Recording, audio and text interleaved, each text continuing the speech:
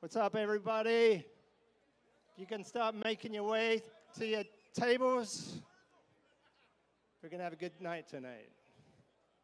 The best night ever, right, Marcel? Jim Fitzpatrick. Indeed, sir. Looking good. Are we ready? Not yet. What we're going to do, as everyone's settling down to their tables, you can see not everyone is jumping because they're probably at the bar right now getting loaded.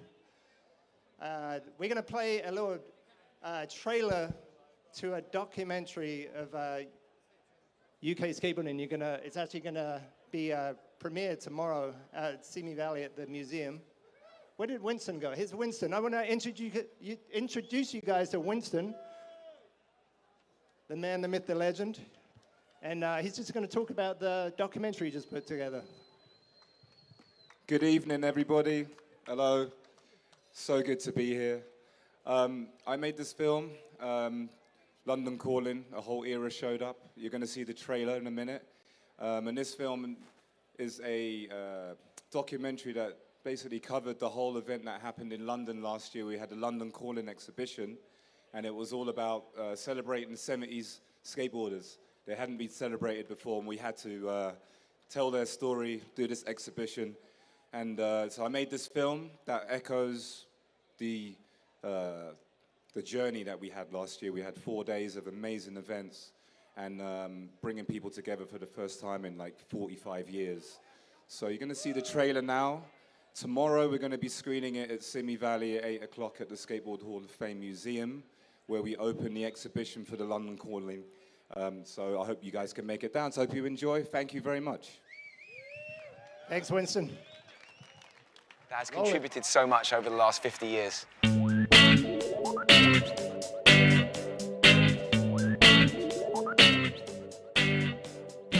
London Calling itself as an event, it highlighted this thing that nobody really knew about. You know, the roots of life, obviously it's like a tree. You've got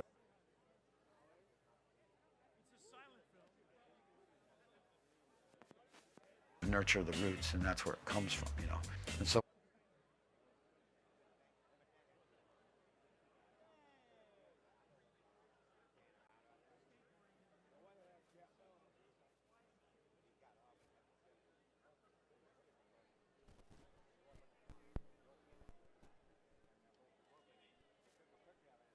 Is there a scene that has contributed so much over the last 50 years?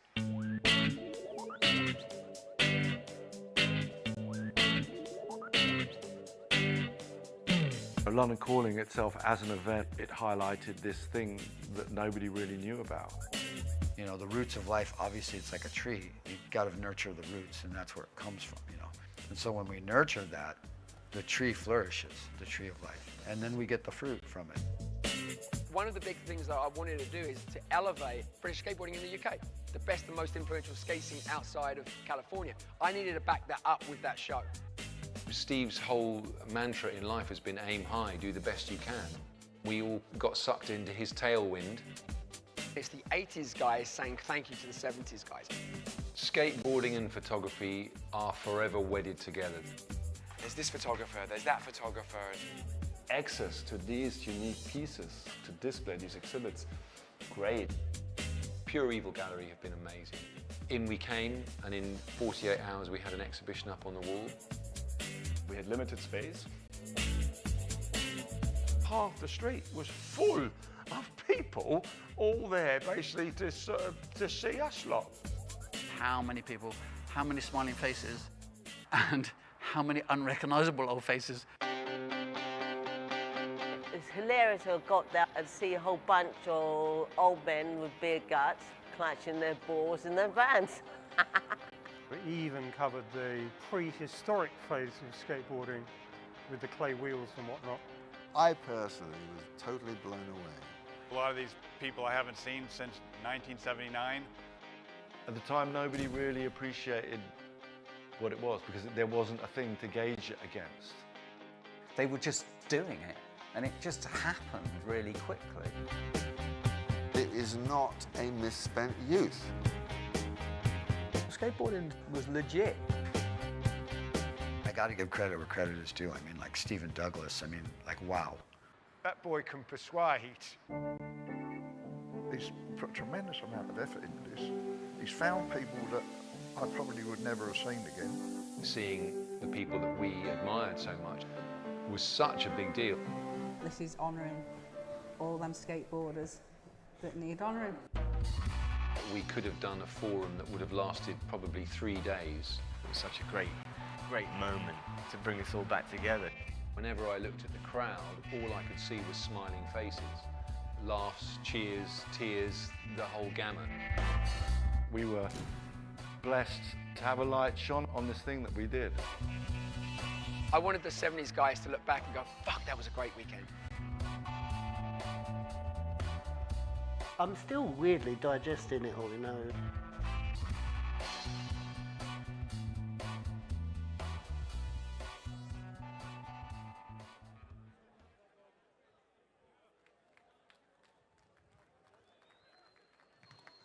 All right, good evening, everybody. Wow, thank you guys so much for coming tonight.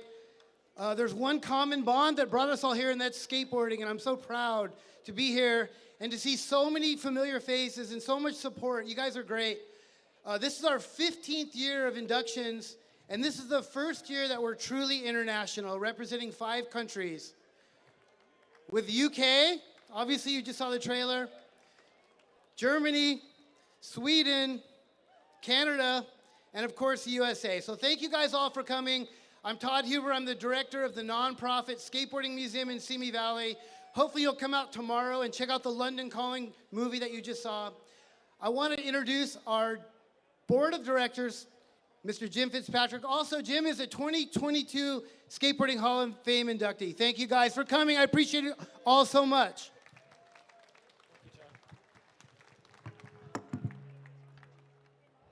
You know, we're here at the Vans headquarters. Todd forgot something. He wanted everybody to raise their hand if they'd ever worn a pair of Vans. Fuck yeah.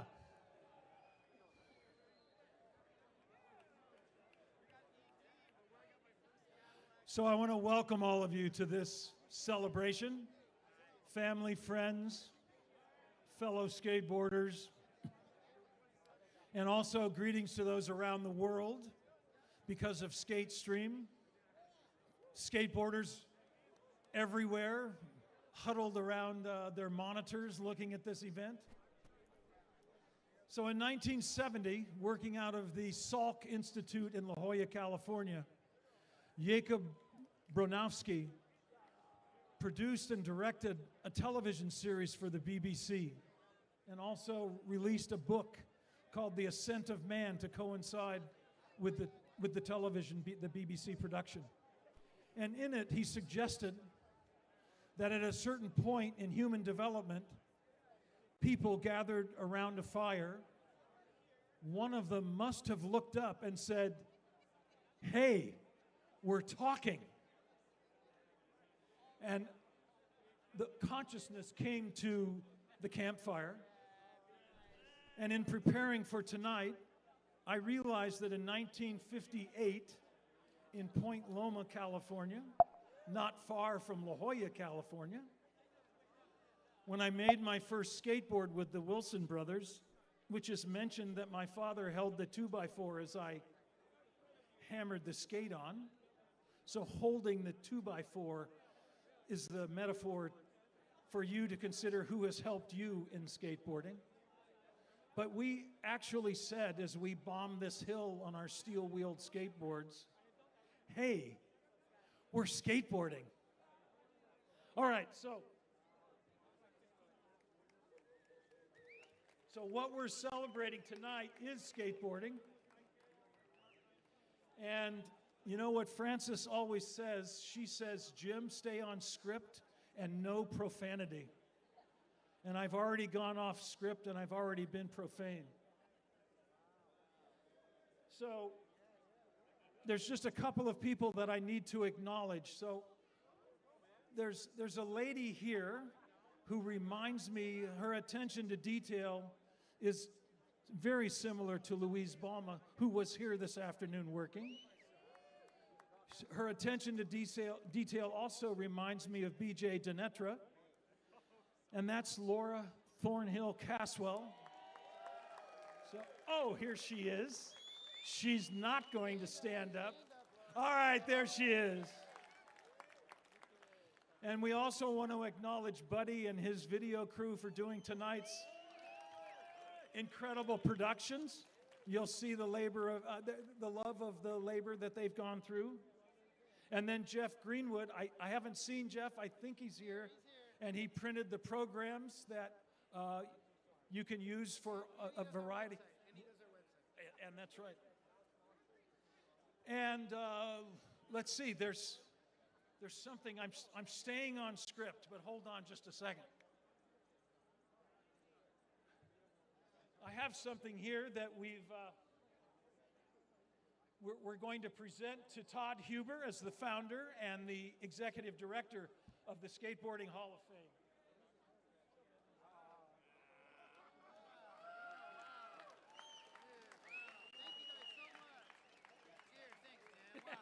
I'm not worthy, seriously. Like, as much as I appreciate it, like when I think of like Tony Alva and PC and Marty Grimes, like I do not deserve this. Those guys are the true legends. But I do appreciate it, though. Thank you.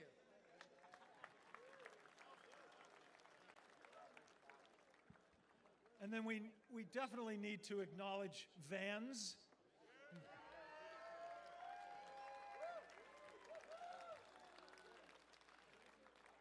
I'm going to ask Steve to come up in a little bit. I have other people. You know, Steve, of course, is probably the only person here that has more miles than Dave Duncan. I'm not sure, but yeah. Christy is here somewhere. She was working her off earlier today also. Balin's mom, so she's a force. Let's see. So through several references, we've determined that today, in the United States of this America, of North America, there are at least 4,000 public skate parks in the entire country. 4,000. And this has never been done before. There's never been 4,000 skate parks before. N. Scott Namade, poet, laureate for the United States at one point, said that everything begins with a story. And so I feel compelled to share a bit of the story about where those 4,000 skate parks came from. Brian Schaefer is not here tonight. He's not being inducted tonight. But we know Brian because of his skate park in Tampa, a private skate park, and his spot contest. It was Brian who got up on the vert ramp 30 years ago and stopped the vert demo at the ASR trade show.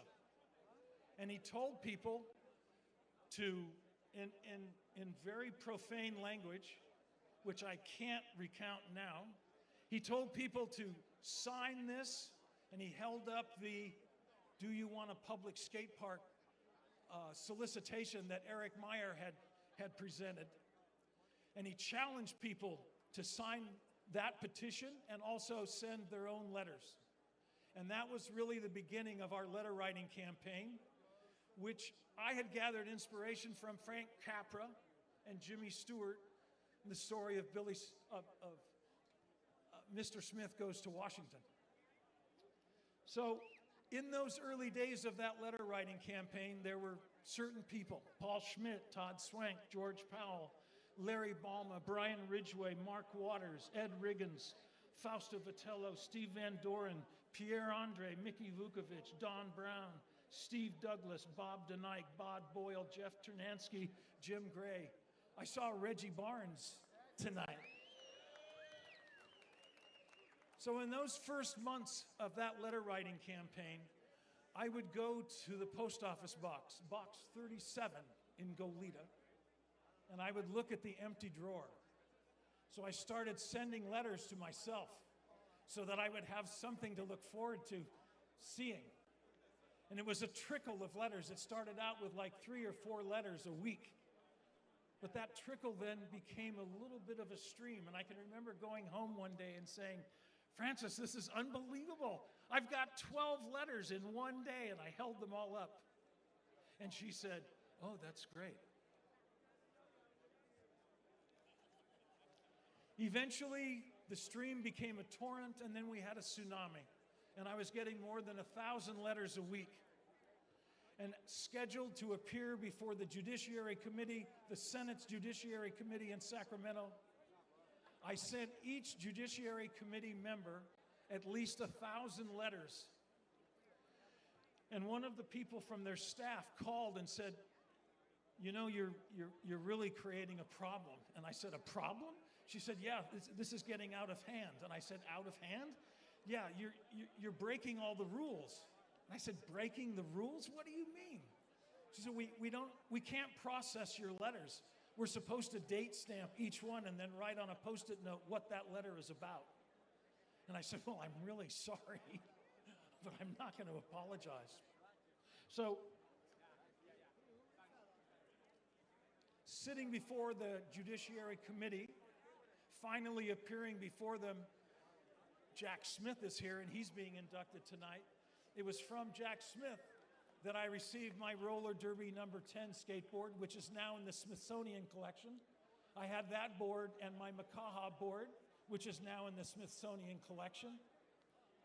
And it was as if the committee was, oh, and I also had 2 USPS postal bags filled with about 3,000 letters. And it seemed like a moment, Bill Morrow said, hey, you did it. And the committee had made some arrangement with the liability laws. All of a sudden, municipalities were going to be, the liability for injuries in a skate park was eliminated. And Bill said, you did it. And I said, no, we did it. Because the we was skateboarders around the world who had mailed those letters. So tonight we celebrate. We celebrate these inductees. We celebrate skateboarding. And we're not just talking, we're celebrating, and we're celebrating skateboarding. So I welcome all of you. I applaud your achievements. The recognition of being inducted into the Hall of Fame. And at this point, before I turn the microphone over to David and Don, Steve, if you'll come up and give us some of your fine words.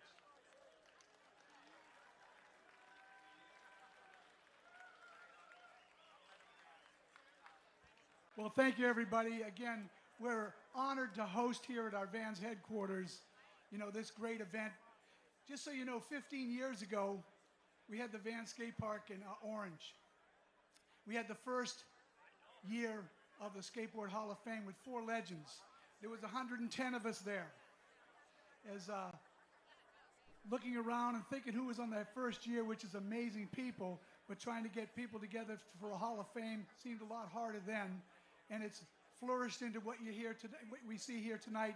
Thank you, everybody, for coming out and supporting 2023 and 2024 great skateboards to the Hall of Fame of skateboarding.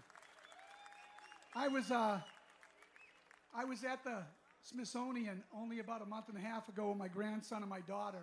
We were going to a pro soccer game in Washington, D.C. We went by the Smithsonian. In the Smithsonian, if you ever get a chance to go there, there's definitely a skate area. And years ago when the Boston skate park was put in that we worked with, I brought them one of the molds that my dad had to make the waffle sole. And Krishna Soy brought his board.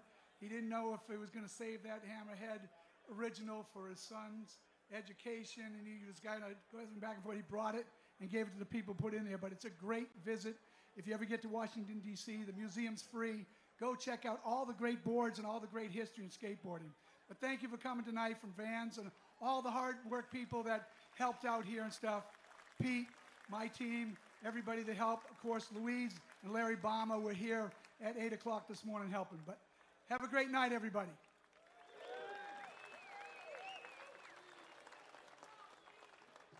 All right, David, Don, if you're ready, we're ready.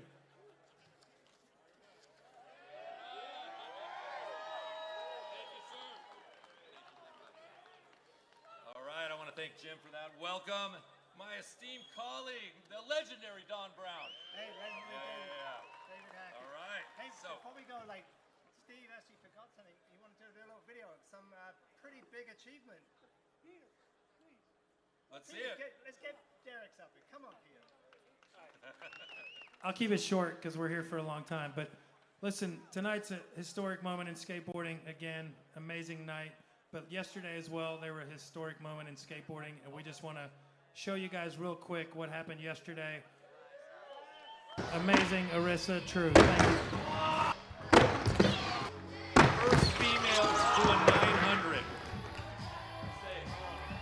Tony Hawk did this trick 20 years ago. This is the first female.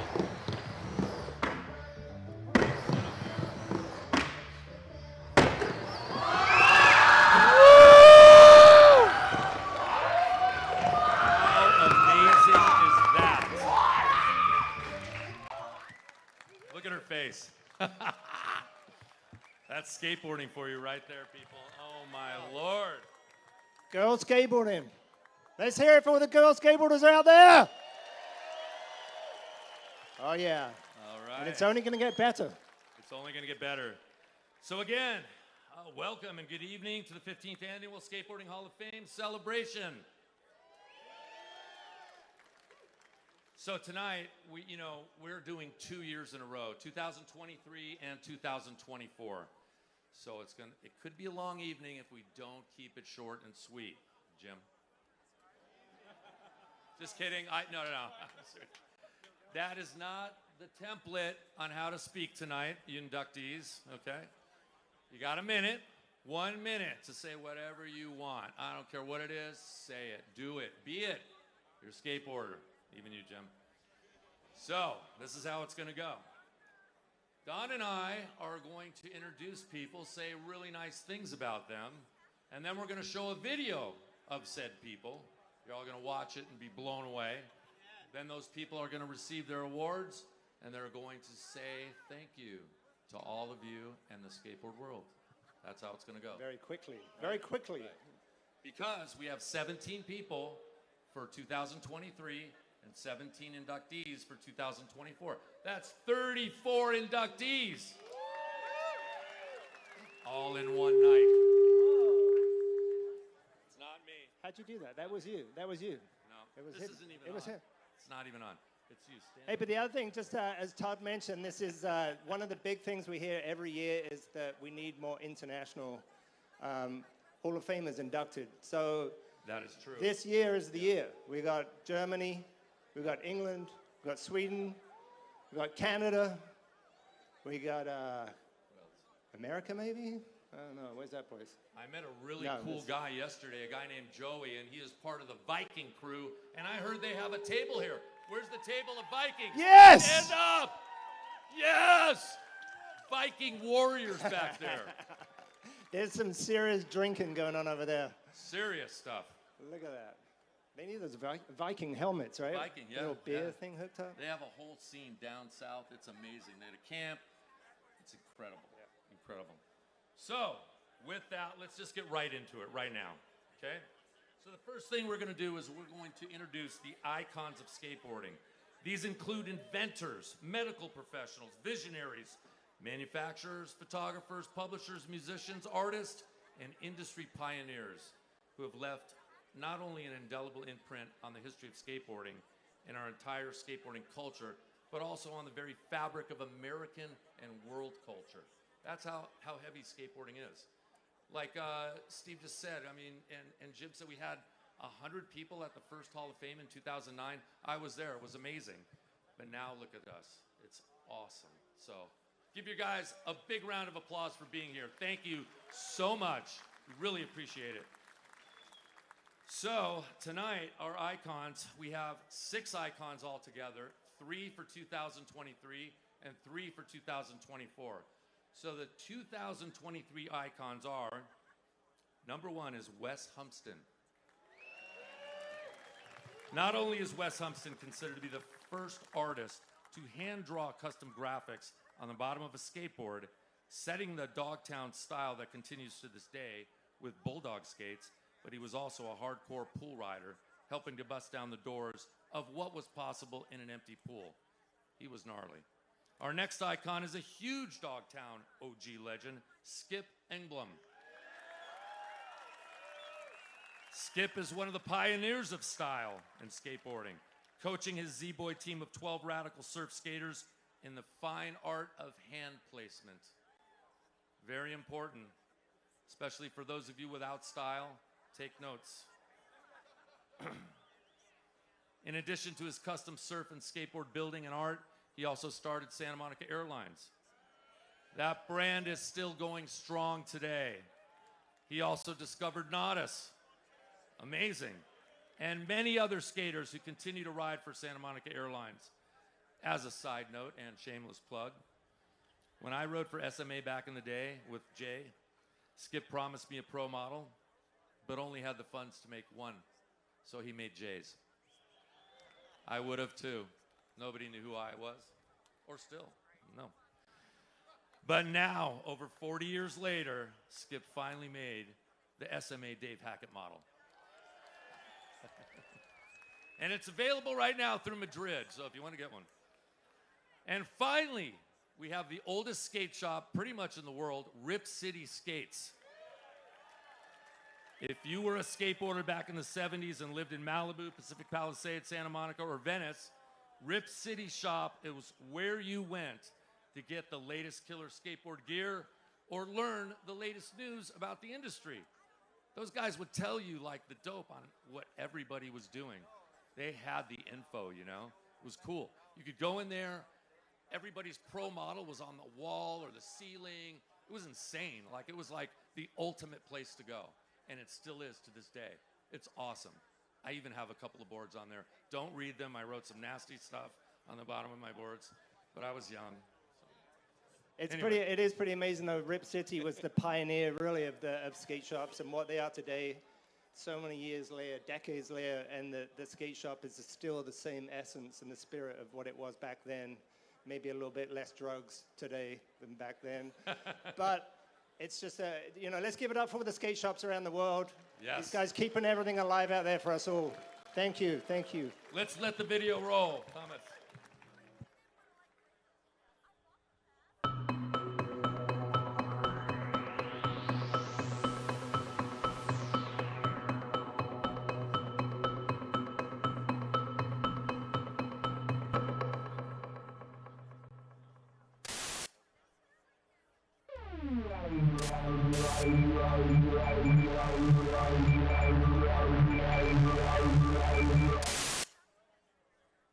Okay, so this is for my friend Wes Humpston.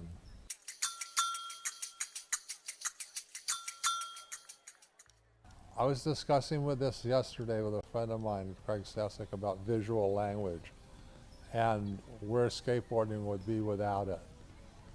And realistically, Wes is one of the people that established this language.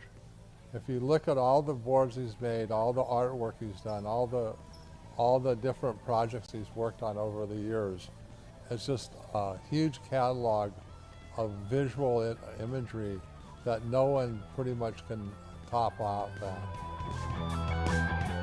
Wes Humpston is commonly referred to as the godfather of skateboard graphics. Up until '78, a lot of the boards were mostly logo types, just real words on wood. Wes Humpston, man, the leader, OG of the board graphic. To me, he's the quintessential guy who created the board graphic because it comes from Venice, Santa Monica, Dogtown. Wes also was like an unbelievably good skater, and he was one of the best belly boarders in the world.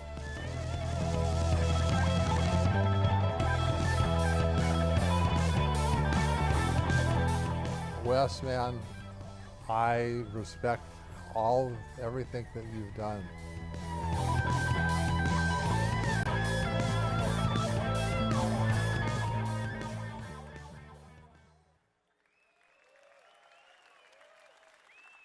Skip Engblom is one of the most influential people in skateboarding, absolutely.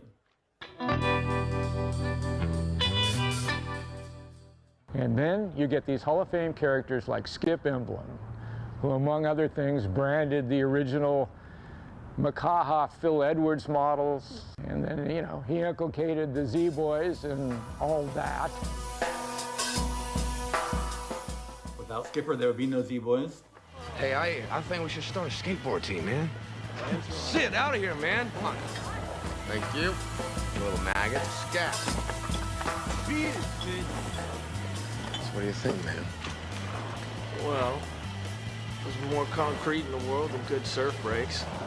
There's really three people behind the scenes in skateboarding that made it what it is, good and cool, and Skip is one of them, and it's always because it's DIY from the heart, and he's still doing it today, and we love him for it. Over the years, Skip has always, time and time again, been really an arbiter of style.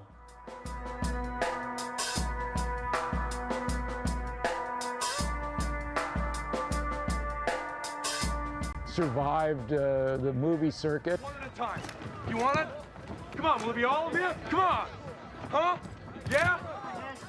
Gave Steve Rocco his start in business at SMA Rocco division, and brought Nadas Kappas up as a designer and a co-owner of Santa Monica Airlines at times. Hey, you keep that up, man, you're gonna be in there just like him, buddy. What a generous person. So one and all, we proudly welcome Skip to the Skateboard Hall of Fame. And we'll try to forgive him for his transgressions.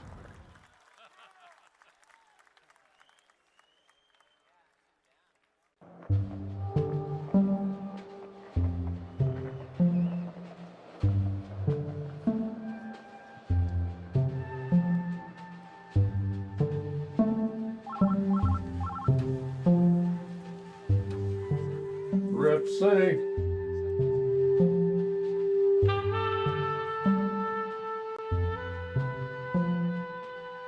I am a partner in Rip City since we opened in 1978 with Bill Poncher. We're cousins. We grew up together. 40 years in any business, being related, come on, man. The longer you're here and people come in that have been here as children, they can't believe you're still here. And it still looks the same. And I also get this, it still smells the same.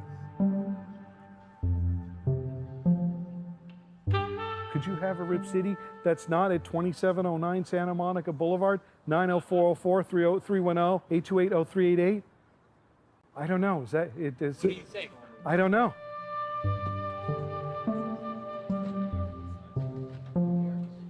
I know, like, kids around here, that was a destination for the day. They go to Rip City, go out and skate around the neighborhood. There's all these street spots around here. Come back, hang out again, then go somewhere else. It's like this is the spot for us when it comes to love. It's just Rip City.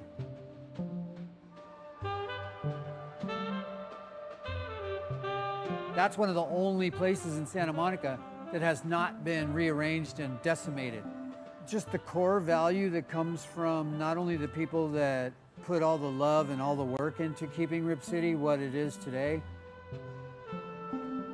but it started out that way too. You know, it hasn't changed.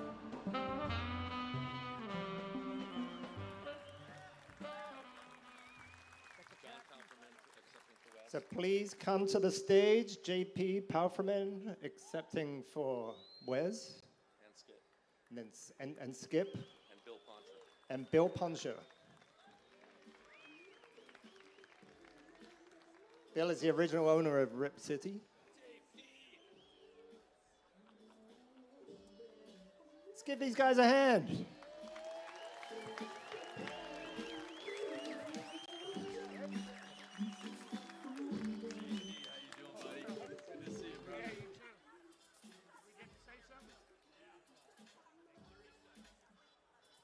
Yeah, hey, everybody. They said everything that needed to be said about Wes, my man. He is the godfather of Santa Monica boys. We had the best rides and kicked a lot of ass. And I goes like this. Me and Wes had a saying. Screw the rest. Santa Monica boys, we ride with West. Bulldog skates. The board the OGs ride. And once again, Wes wanted me to thank all the RIP guys, Jay Adams, Tony Alva, not Tony Alva. He ain't gone yet. Shogo Kubo, Biniac, Baby Paul, and Ozzy, my little brother, and Cahill. May they all, everybody have a drink for my boys. I know I will. Thanks again. All right.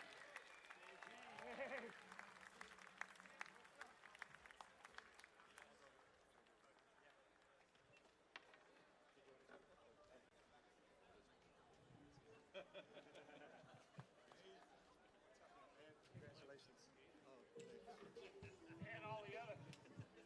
Let her rip.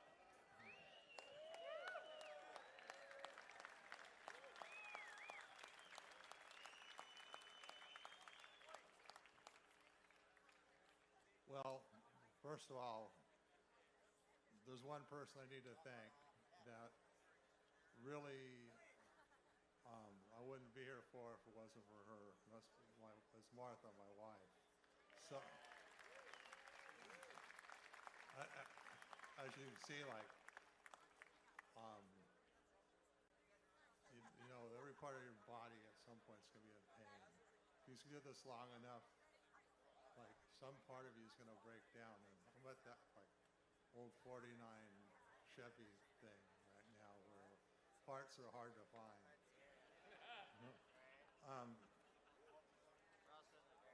You know, I've had an unbelievable run, which I'm still doing, actually.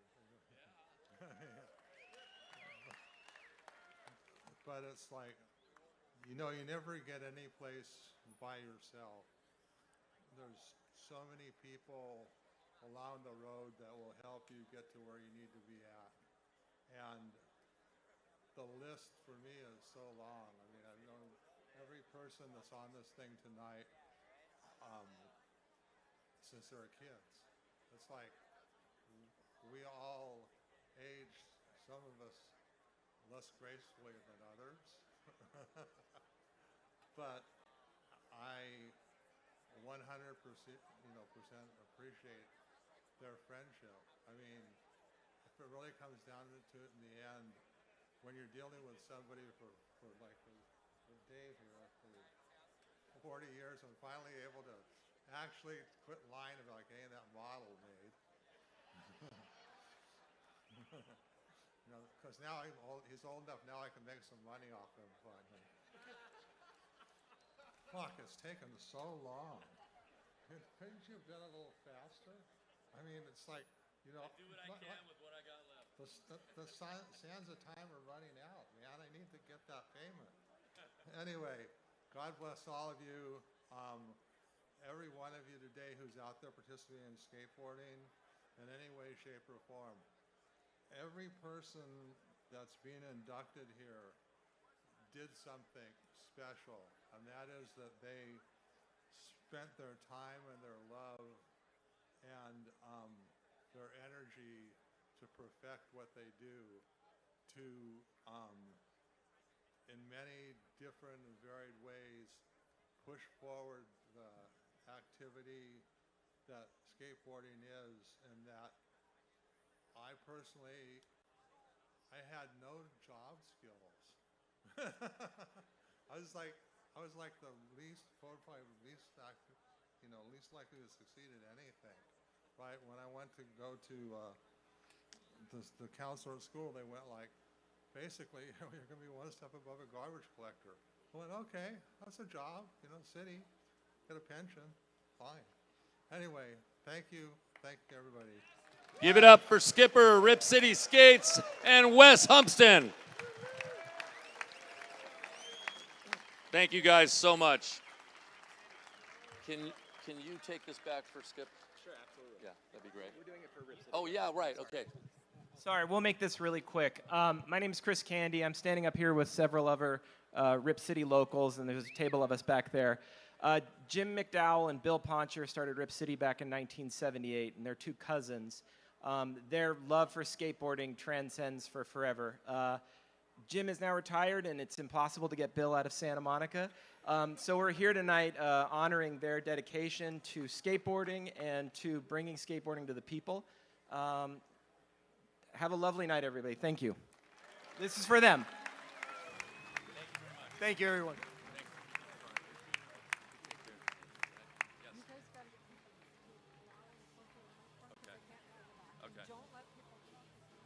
Okay. Jesse Martinez, you're doing them, right? Yep. Go. Okay, everyone. Moving on to the next group. So this one, 1980s. Do you remember 1980? Kinda. Damn, I can't remember. I was only like 3 back then. Yeah.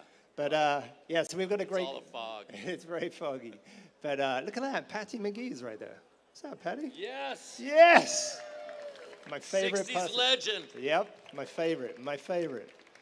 But this next group is a powerful group. Again, we got from the 80s, Jesse Martinez.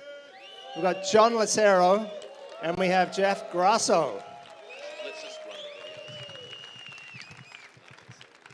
the video. Okay. Let the video roll.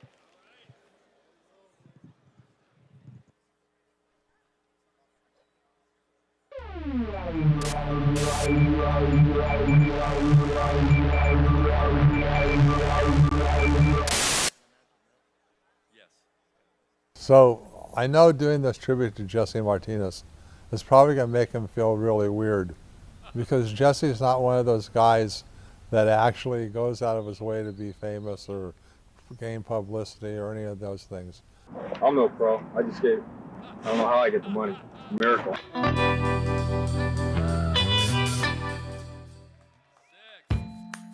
You know, Venice in the early mid-'80s was like a ghetto on the beach. You know, a lot of kids were just, you know, rough around the edges or whatever it was, and there was a certain hardness to Venice during that time. People just didn't take shit, and there were people that were enforcers, and Jesse was one of those people that enforced the boardwalk. And, you know, he's also killing it, busting the biggest method errors out of anybody. And then at the same time, just like at a drop of a dime, will just slap you upside your head if you know, you step out of line.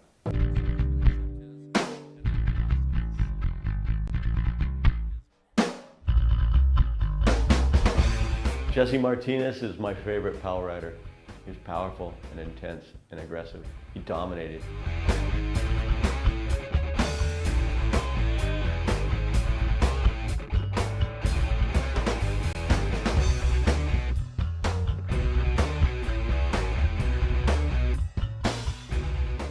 Jesse is one of the most purest people I've ever met. One of the most honorable people I've ever met. I mean, the dude is dedicated to like keeping the skate scene alive over here. So, I mean, just that alone is respectable. He never, ever wavers on his dedication to the neighborhood of Venice and the community of skateboarding ever. And it's all about friendships for him and relationships, and it's not about money. It's never been about fame. It's never been about anything but being a pure fucking skateboarder. And that's why we love Jesse Martinez. Once a month, I hand out 2 or 3 completes in the neighborhood, in the worst towns, to kids just sitting on benches or walking by my house with their mother. It's like, you know, hey man, you want a skateboard? And they go, what, really? I'm like, yeah, come here. And I hand them a whole one in a box so they can cut it open. And the look on their face is just crazy.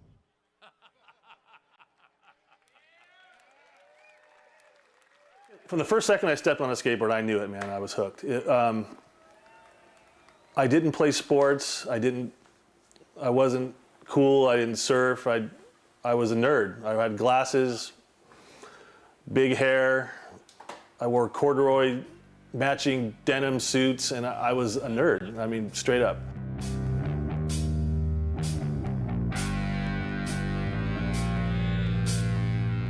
So here you have this kid, John Lucero.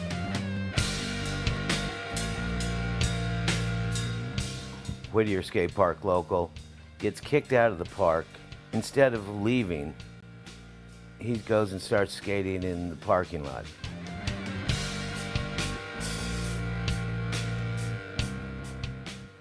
Originates street skating, supposedly. No complies, slappies, the list goes on. I can't imagine being a skateboarder or wanting to be a skateboarder without John's friendship. There is no point of skateboarding without friends. I think John Lucero, John Leroy Lucero, Johnny Leroy Lucero is actually his full name, is a hugely overlooked figurehead in early street skating. John Lucero, man, so happy, dude. It's like you're the people's champ, you know what I mean? And I know that all of us who skateboard, who have known you, believe that you deserve it just as much as anyone else who's ever been inducted or who will ever be inducted.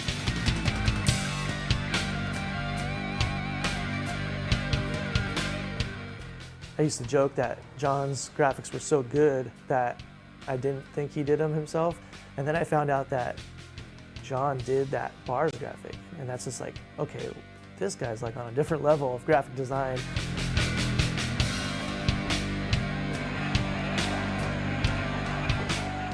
I just wanted to say congratulations to John Lucero for getting inducted in the Skateboarding Hall of Fame. He's always been a huge influence and inspiration, not only his skating, but all the graphics and art. Put it all together in one big package, and there's not anyone else I could see more fittable for the Skateboarding Hall of Fame.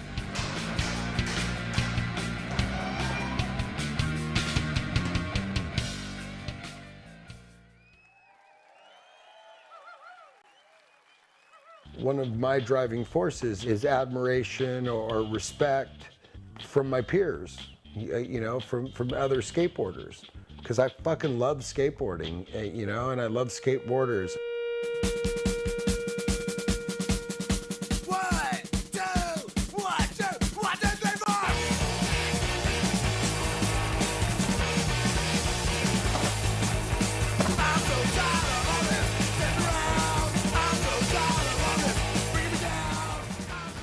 So I came into this world like a puzzled panther, Darby Crash. I was born in 1968. I quickly moved to Arcadia, California. I don't know nothing about Hawaii. I saw Jaws way too young. I do not surf. So I was pretty much a train wreck straight out of the gate, but somebody gave me a skateboard mag. I fell in love with the colors. There was an ad of Jerry Valdez doing a tail tap at Oxnard, and there were shoes lined up across the coping, and they were all different colors. And I thought to myself, fucking A right. Okay, let's go.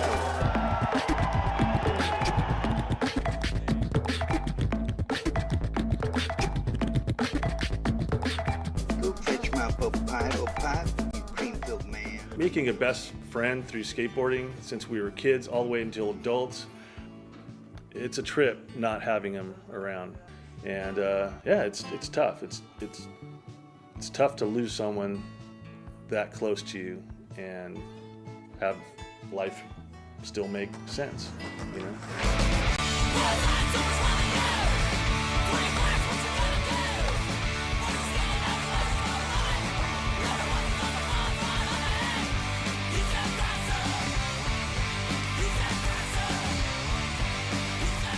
Geoff Grosso turned pro because he had a year being the best amateur, no one close to him. Geoff, you won the amateur division at Del Mar last time. Do you think you'll do as well here?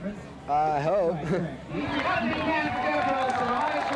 Skateboarding changed too quick for him to have his time and place on vertical alone.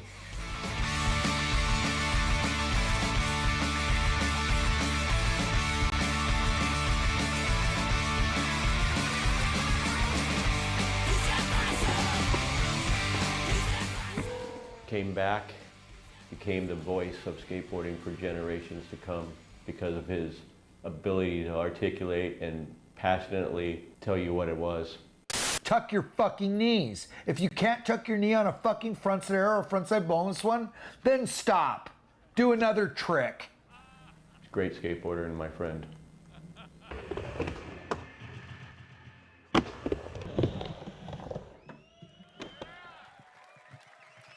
Unreal. How good is that? You still watching Incredible. this shit? Turn it off. Get the fuck out of here. Go skate. Fuck. Wow. Amazing. Wow. Incredible. All right, let's have Jesse Martinez. Yeah, Jesse Martinez, where are you? John Lucero. And tonight we're going to have Oliver Grosso, Jeff's son, and Ray Williams, Yes. Grosso's mom. Come to the stage, please. Amazing. Perfect.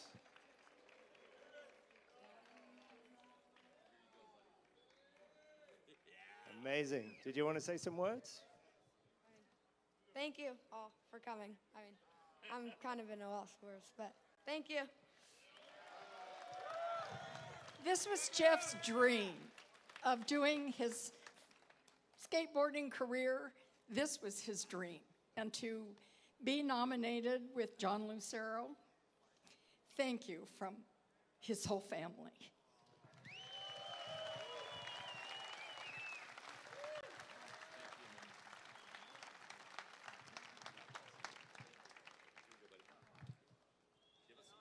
Amazing.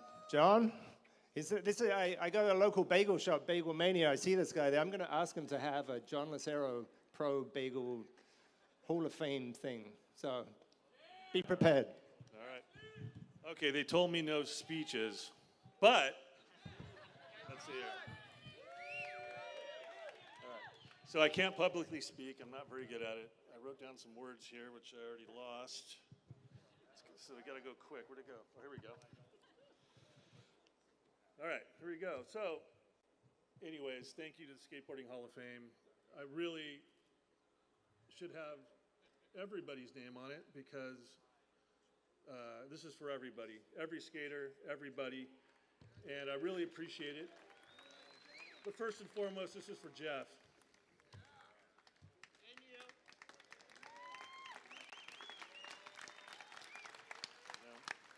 I love you. I love you. Geoff is my brother from another mother, for sure. And my mom would have loved to have been here. But I have her ring on. Thanks. Thank you. So real quick. See, I'm not a public speaker. This one or this one? Which one? I'm going with this one. Okay. So first and foremost, this is for everybody and all the guys back in La Mirada. The La Mirada Rad Cats. That's where it starts. All the guys from Skate City, Lance and Neil and Hago and all the guys, my friends and my family, and skateboarding's the best. I love it. I love everybody. But it's mainly for the yo. It's my brother right here. Took me skating when I was 9, 10 years old. I'd cry at the bottom of a ditch. Can you pick me up? Wouldn't be anywhere without you, bro.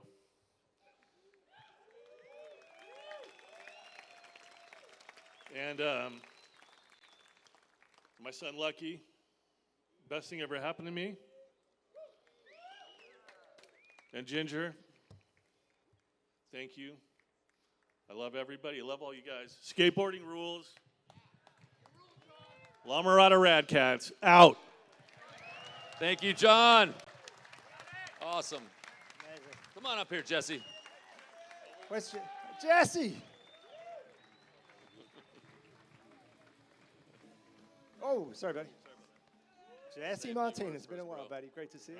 Congratulations. Great to see you, buddy. I got some words. You want me to read? You want to say Yeah, something? I want to hear 'em. Good. So, so I get a little text message today from some guy you guys might know, Steve Rocco. Oh, shocker. Yeah, and he's like, you know what, Jesse's getting this award, and I figured, I was gonna kind of accept it for him and do all that fun stuff and do a little speech, blah blah blah. He's like, I can't be there. I'm stuck in Catalina right now with leprosy or some weird thing that he's got going on. Buffaloes. Yeah, buffaloes. He's doing something weird out there for sure. But anyway, he couldn't be here tonight. But he just said that I wish I could be here tonight and give Jesse his award. It's been a long time. Yes, it has. To all the skaters in the audience that own or operate a skateboard company, I wish to convey my apologies. 34 years ago, I actually thought skaters having companies was a great idea. Man, did I get that one wrong. Well, my bad. Thank God Jesse didn't make that mistake and has stuck to cleaning the Venice skate park for free and metal detecting, which are now the most profitable positions in the whole industry. So congratulations to Jesse, the smartest of us all. Congrats, Jesse. Oh, thank you. Should I say something? Yeah, love you too. There or here? All right. Thank you. You know, I look out and go, wow, man, what a journey. You know, all these years and all the friends and all the people I see out here that I've skated with for decades. And I think to myself, wow, what a gift Jay has given me. When I say Jay, I mean Jay Adams. You know, he was the guy who picked me up off the street one day and goes, hey, man, you want to go skate? I said, yeah, I know who you are. You're Jay Adams. Everything changed pretty much from that moment, but I guess I do have to mention this real quick. But the way I met Jay, you know, and I talked to Christian about this, if I should mention this, you know, and he was telling me, yeah, man, maybe you should mention what you're thinking. And I was like, yeah, man, I should. You know, the way I turned out met Jay, you know, I sort of, you know, I know a lot of people had a rough upbringing. A lot of people did. You know, we had a lot of madness when I grew up. And I came to a point in my life where I was like 14, 15, 16, I don't know. I found myself living on the streets. And I have sort of religious background, you know, Mexican, catechism, all that stuff. And, well, something bad happened. I wound up on the streets at like 15, like I said, 16. And I was sitting under a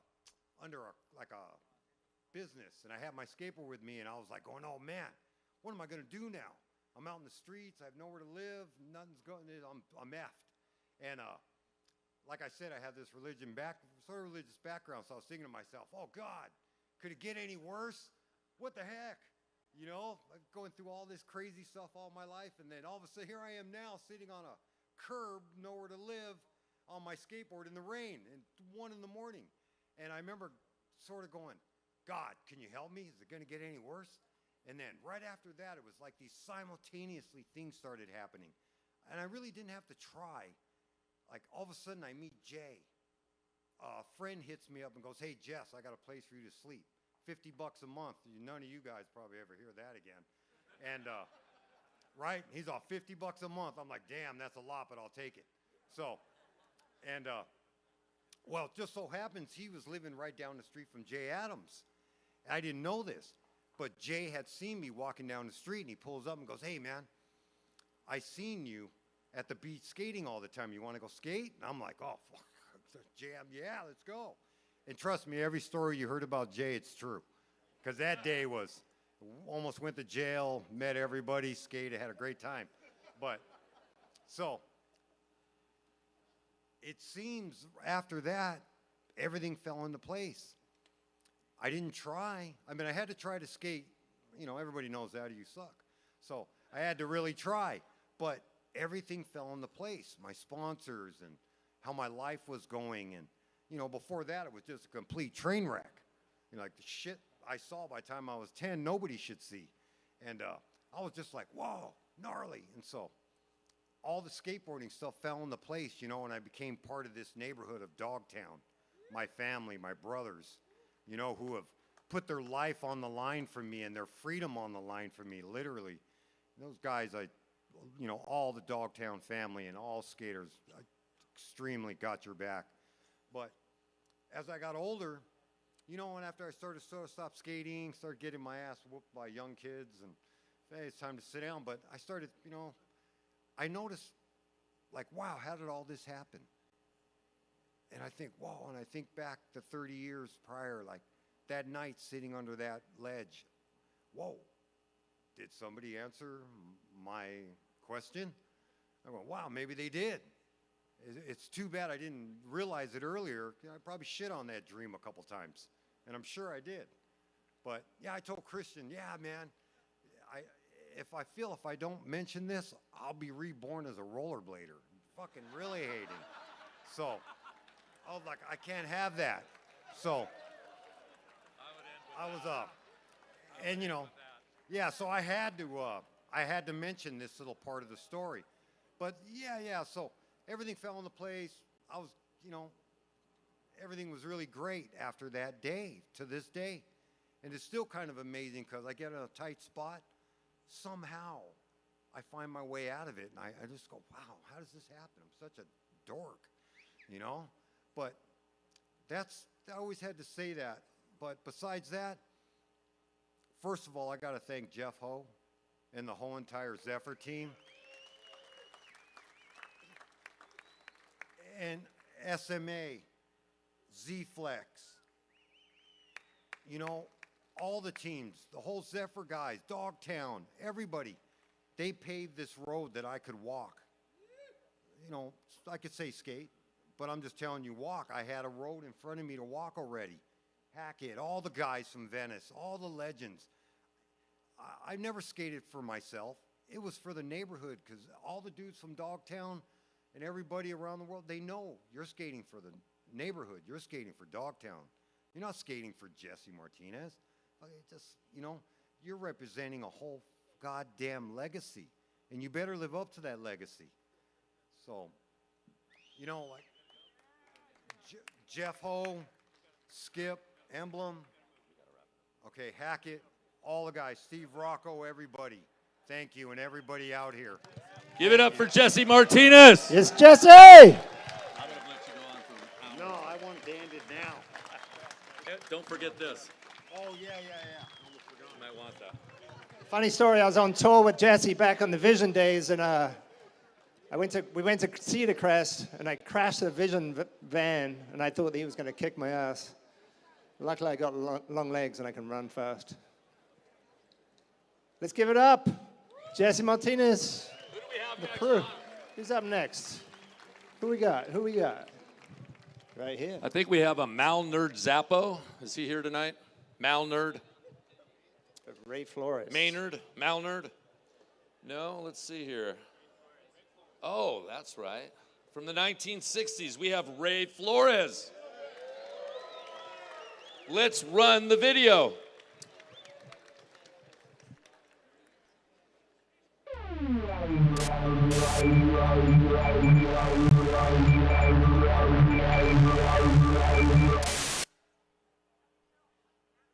When the Dogtown guys go to ride pools, they're all pretty hyped up and rowdy. They just feel like getting crazy, you know, and if they can't empty the pool, they'll do crazy stuff like try and ride it before it's empty, you know, just rowdy stuff.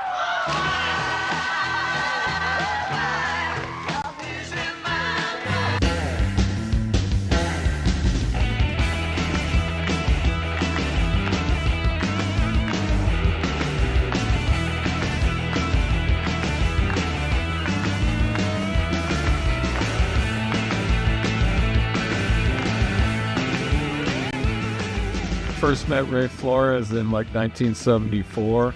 His early first wave of skateboarding, and then with the rebirth and evolution of skateboarding, he was on it.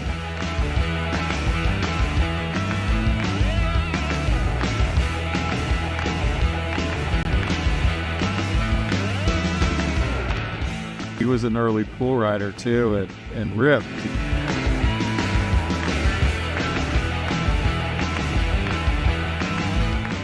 I've known Ray for so long, it's almost like I can't even imagine the world without Ray Flores in it.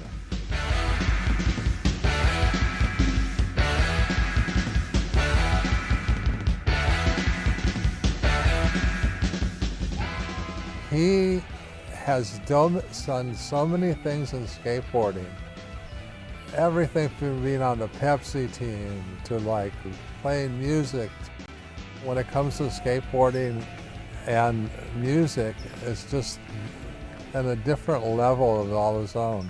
So Ray, man, like, I really appreciate you, and I appreciate everything you've done for skateboarding.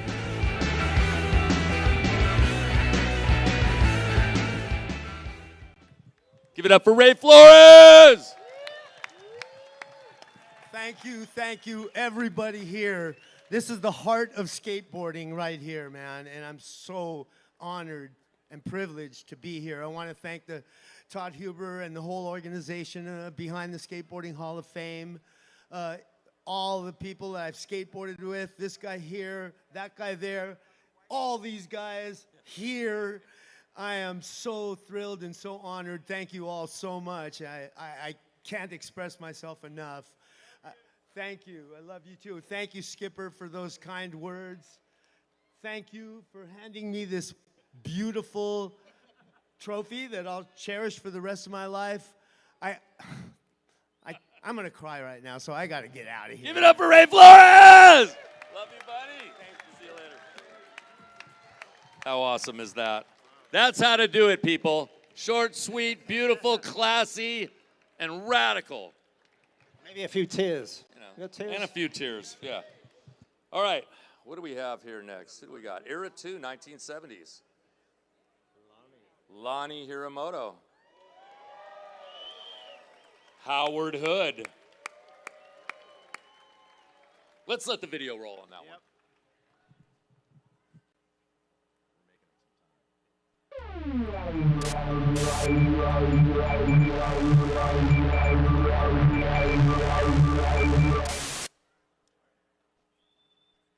Howard and Lonny will always be linked together because they were linked as friends. They were on the same team. They competed together and they kept skating until modern day together, but they are individually important by themselves.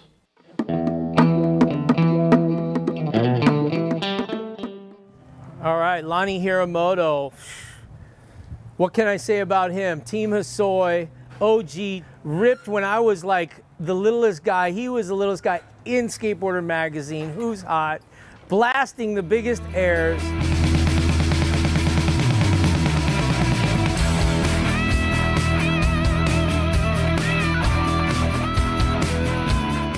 He did the original fast plant, and we couldn't figure out how could you put your foot on the wall. Like I didn't know how to do a foot plant at all, but when I saw Eric Grisham doing it, he was stopping on the coping, pause, jumping in. Lonny was like, no, boom, we're back in.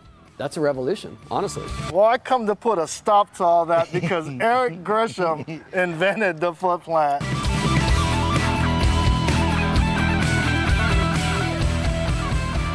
I mean, it's kind of a novelty, but he was riding skyhooks and doing inverts. Like, that is so frightening.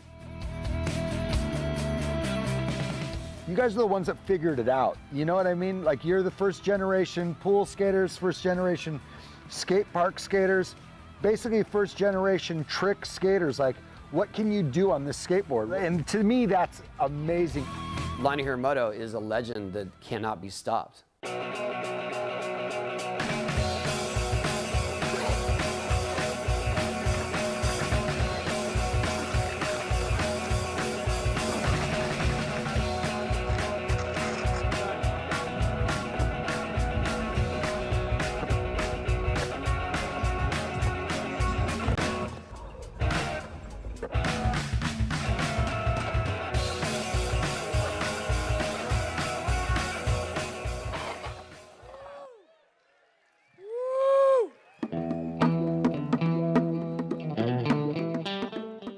Howard Hood. He's one of those guys that advanced with skateboarding, but he started back in the 70s.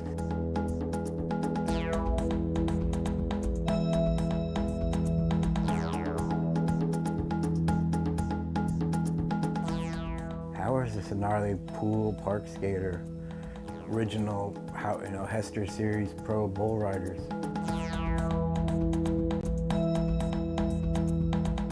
One thing about Howard Hood, Howard Hood entered the first Spring Valley pool contest.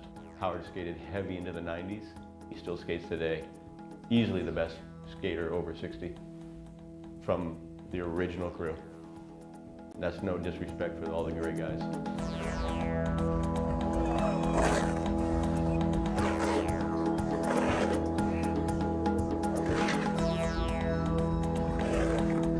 Now, going to skate with Howard and Lonny, they're going off, like, gnarly. Like, they don't hold back, and they're progressing. Every session means the world to them. Like, they're going for it. They're not just hanging out and cruising.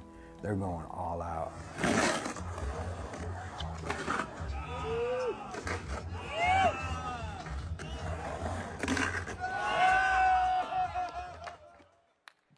All right, give it up for Lonny and Howard.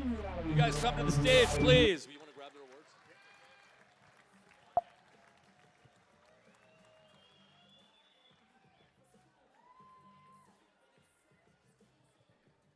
Come on, come on, come up. Yeah, and that's Howard. You give it to Howard.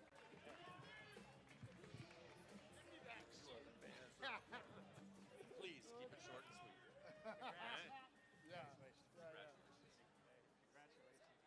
All right, we want to thank everybody. Kip's here. Kip Jerger from Canoa Surf. Woo! Dale Smith. He brought us back into this. I'm going to let Howard say something because you know what? If I talk, we'll be here forever. I want to thank God. Hey, we're still kicking. I thank him every day for the breath, everything. Howard, 63. If you ever skated Peck, bro. Well, I'd like to thank my mother first. I wish she could be here, but she's at home. And I'd like to thank my lovely wife, Amber. And I would like to thank my inspiration, Tony Alva and Jay Adams. I always wanted to be Tony Alva. I wanted to look like him, skate like him, and I always looked up to him. And I would like to thank Tuzo Jerger, Kip Jerger from Canoa Surf for giving me this chance to become a skateboarder. Oh, there's Kippy right there.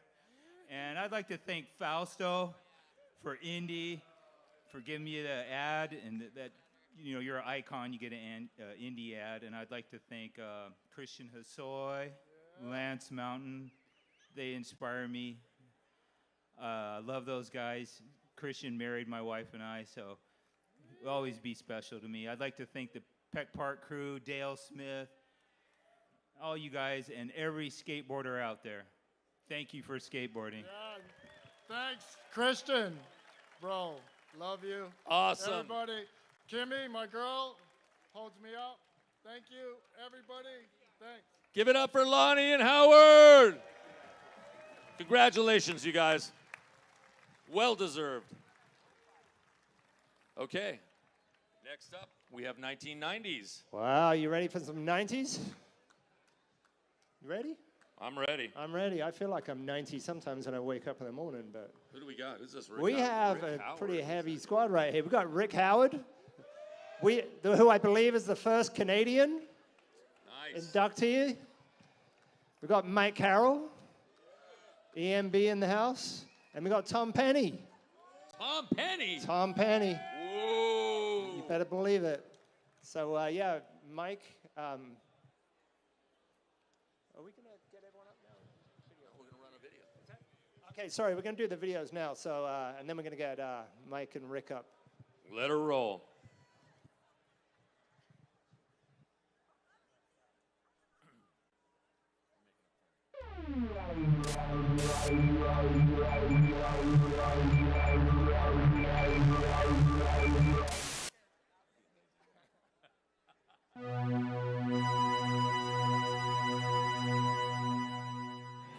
Hi, it's Canada. Why do you think Rick Howard deserves to go in the Skateboarding Hall of Fame? Well, for two reasons. One, for his skateboarding.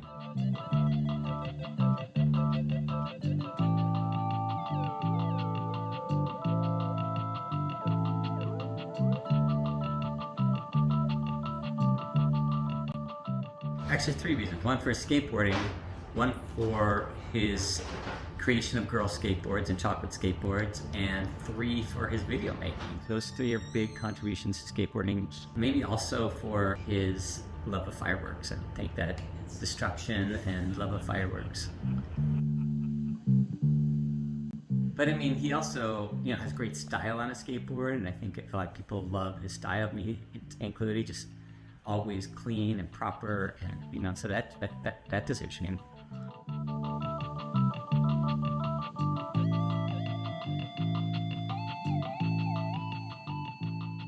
there any other reasons he shouldn't go in? He almost got deported at the Mexico border back into Canada.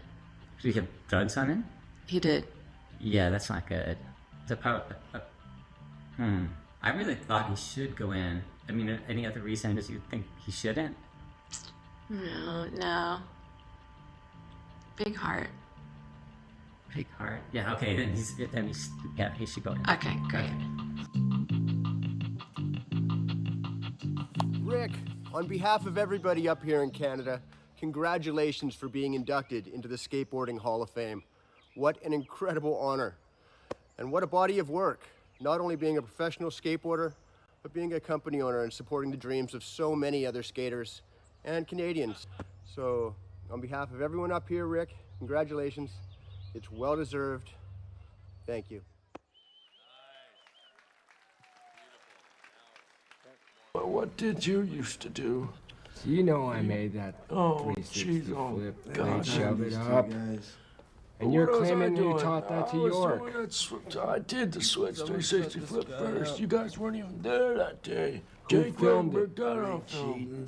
Who did it in Vancouver first?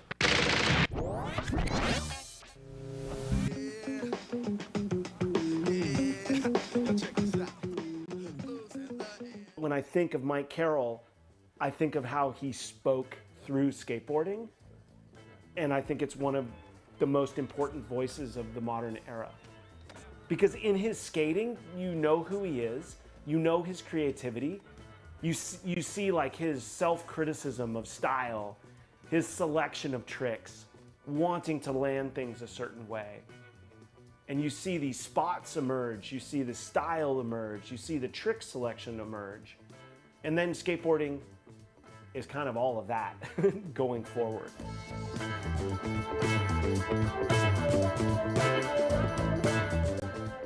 Why does Mike Carroll deserve to be in the Hall of Fame?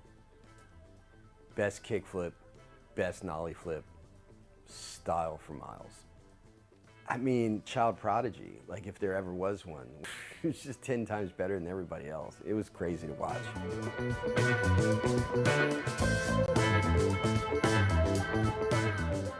Mike Carroll are one of the greats. Like, he had a big effect on shaping modern day street skateboarding. He's just one of the best to do it. He's another one of those that just looks so comfortable on a skateboard and also can skate anything.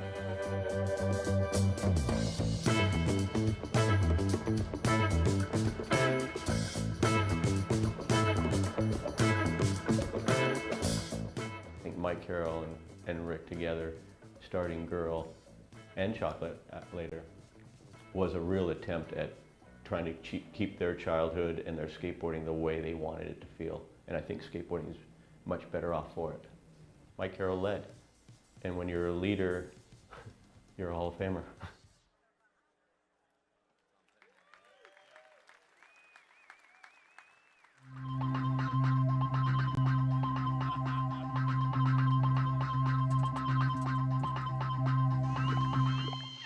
Tom Penny. I think Tom Penny should be in the Skateboarding Hall of Fame already in 94, 95. I mean, the path of destruction Tom Penny left after a few years of being in States was incredible.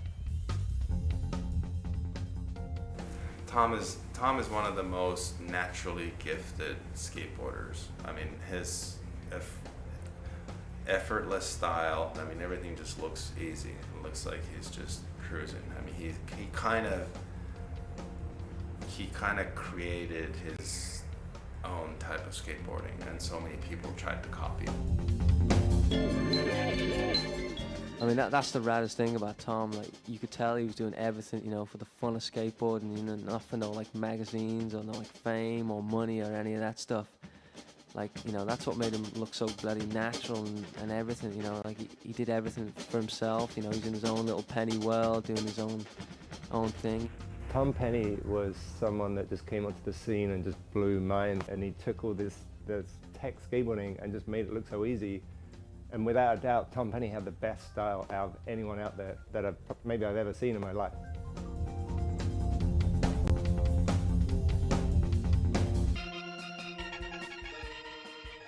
is one of the absolute greats ever to ride a skateboard.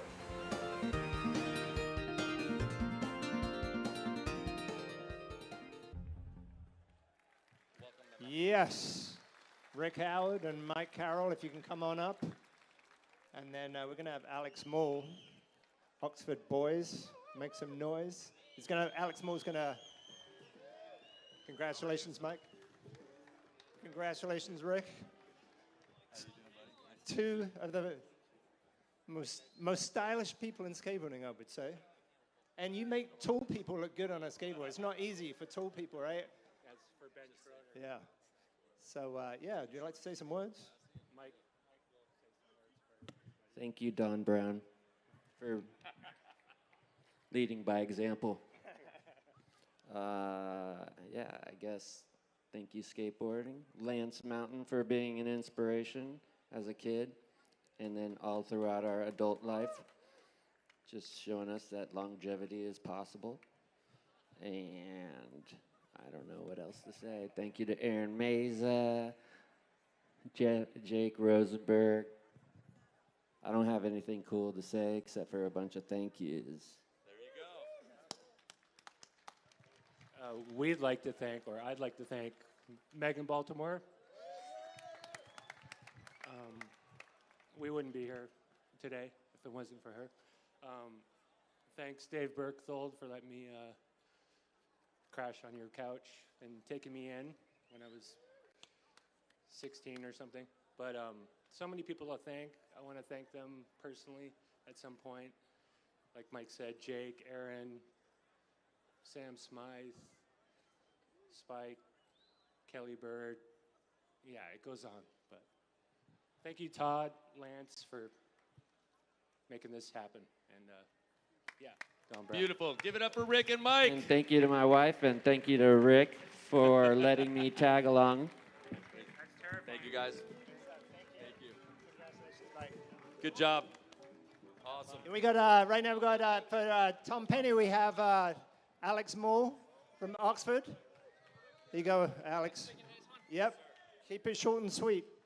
Hello, everyone. This is a where's the trophy? Scary than any skateboard trick I've ever done in my life. But wait, how you doing? Where's the trophy? Wait, hang on a second. I'm here to pick up something from my mate Tom. So if I could see where that is. Okay, but where's the trophy? You don't have it? All right. Well, I met Tom when he was 9 years old. That's 39 years old. 39 years ago.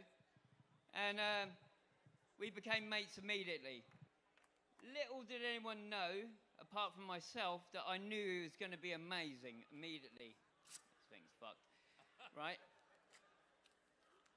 He shaped the time of skateboarding. He made everyone like happy. Like, I mean, crikey, the things that he's done has changed the world of skateboarding. I'm so proud of Tom. He's amazing. From SS20 to UK Massive, Oxford boys, make some noise. This one's for Tom Penny. I love you, mate.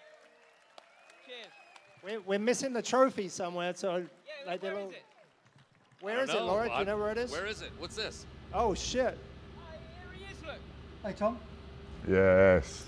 So I have the great privilege to present this award from you from the Skateboard Hall of Fame for all the inspiration you've given to all skaters all around the world for all this time. Yes. Wow. Congratulations. Thank you, man. Hello, LA. Hello, Hall of Fame. And hello, all the skateboarders worldwide. This is Tom Penny, and I would like to thank you for this award for 90s skateboarder. Yes. Bless. Awesome.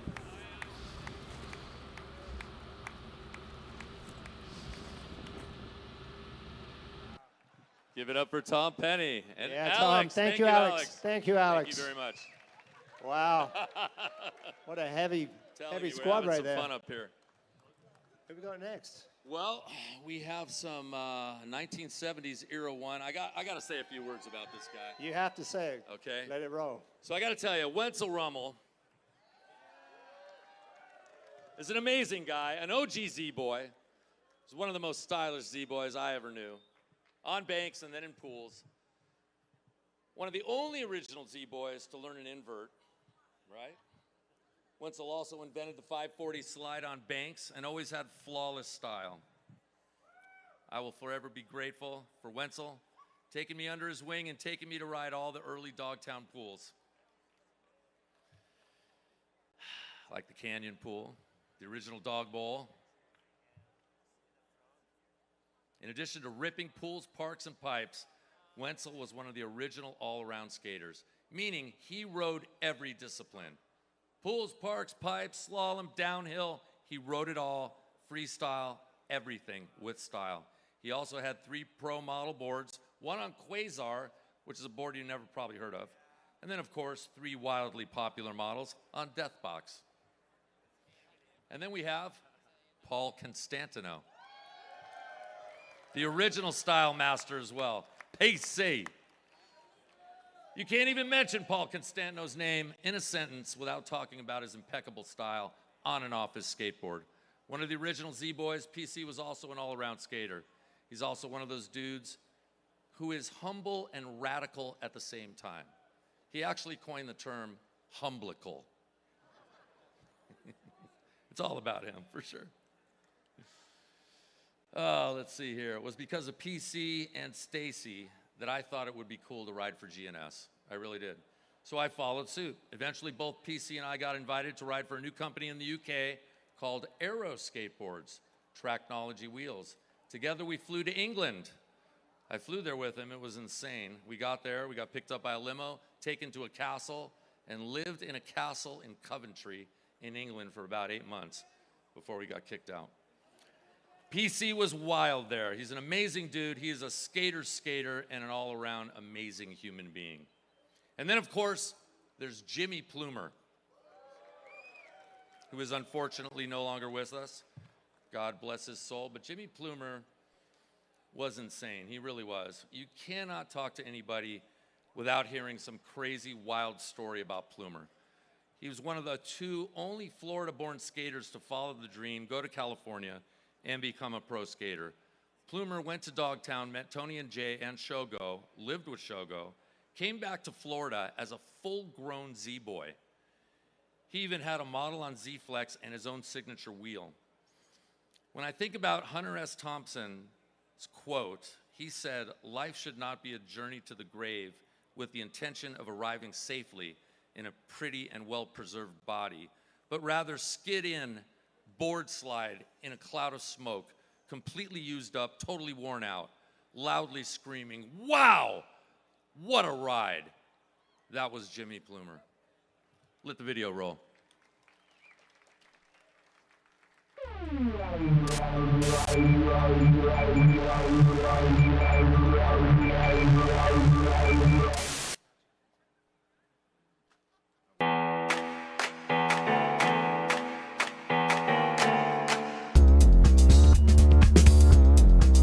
Wentzle Ruml IV. Even the name demands respect. An original Z-boy, an innovator from the early 70s, someone who got incredibly beautiful coverage through the magazines back in the day. His photos, again, really influenced me to, keep style the main focus. Wentzle always had an edge like Jay Adams, and he was always radical. He really epitomized the idea of having great style, no matter what you were doing.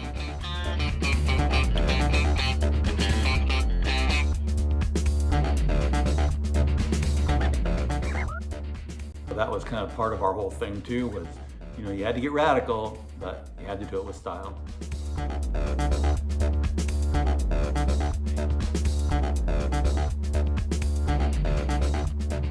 So stoked, he's finally getting in the Hall of Fame. Overdue, well-deserved. Congratulations, Wentzle.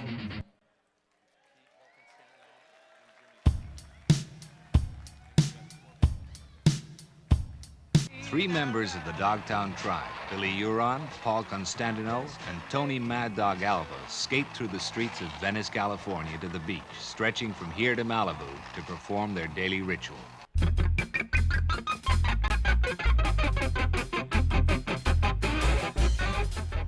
Paul Constantino, original Z-Boy. First guy to have a signature model on Dogtown skates. How many pictures did he have in all the Dogtown articles? I don't even know, but they're some of the most inspiring, beautiful skate photos ever made.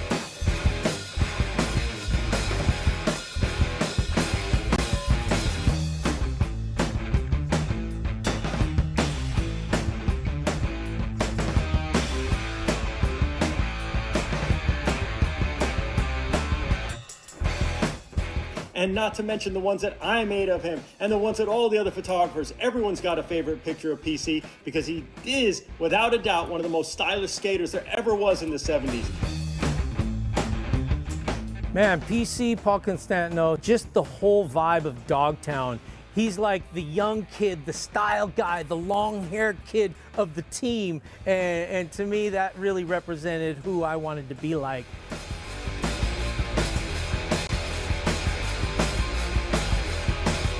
I think his sequence of him doing a Burt, I think it's at Paul Revere, I think it's a 5-shot sequence, is the definitive Burt sequence I think ever taken, fully laid out to the maximum, really kind of defined what the Z-Boy movement was all about. Hey, Carl, what's happening? Let's go look at the waves, dude. Is there any waves? Did you look at? No, I didn't look. Let's go. Let's wake Bill up, man. I want to go surf. Hey, Bill! Get up, jerk!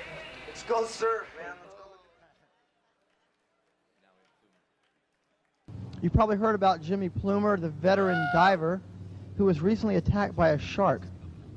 Well, what they didn't tell you was that in the 70s, Plumer established himself as a virtual legend with his feats as a professional skateboarder in Southern California.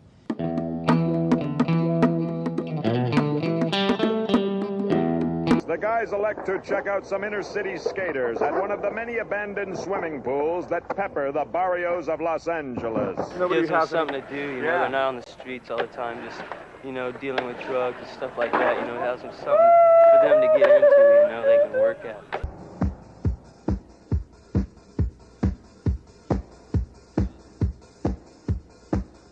Man, Jimmy Plumer, that guy was on fire.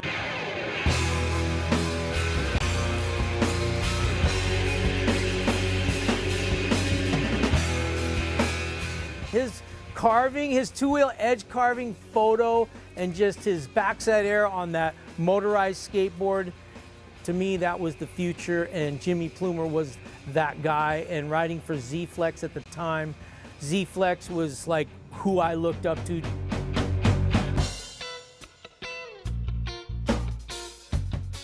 Jimmy Plumer, man, come on. Well, let's give it up for the cat that just went for it at 150 miles an hour in a 15 zone. Plumer, wish you were here, buddy. You deserve every second you get in the Hall of Fame.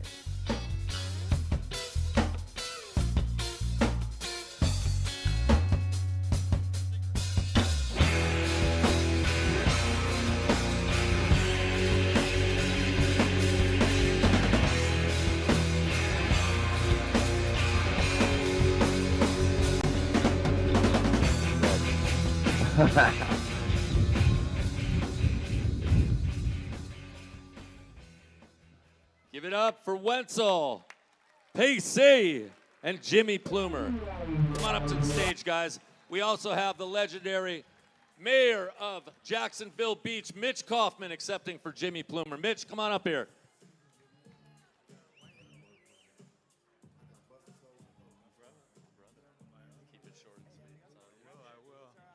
All right. Hey, just really humbled and honored to be here tonight, and I want to thank Skateboarding Hall of Fame. I want to thank Steve Van Doren, and really great venue. The last time I was here was for Marty and Beniac, and man, there weren't this many people here, but it's great to see everyone here. Skateboarding family, this is like the Academy Awards of skateboarding, I guess. So I just want to say that a couple things is that I feel very blessed to have been born when I was born, grown up where I grew up, and be blessed to skate with the crew that I skated with. I feel it's important to say that, you know, people kind of label us as pioneers or legends or whatever, but, and, you know, pioneers, could be some truth to that. You know, I guess pioneers sort of go out and go out and adventure and see what can be done, and then, you know, the next people come and learn from that and, you know, take it a step further.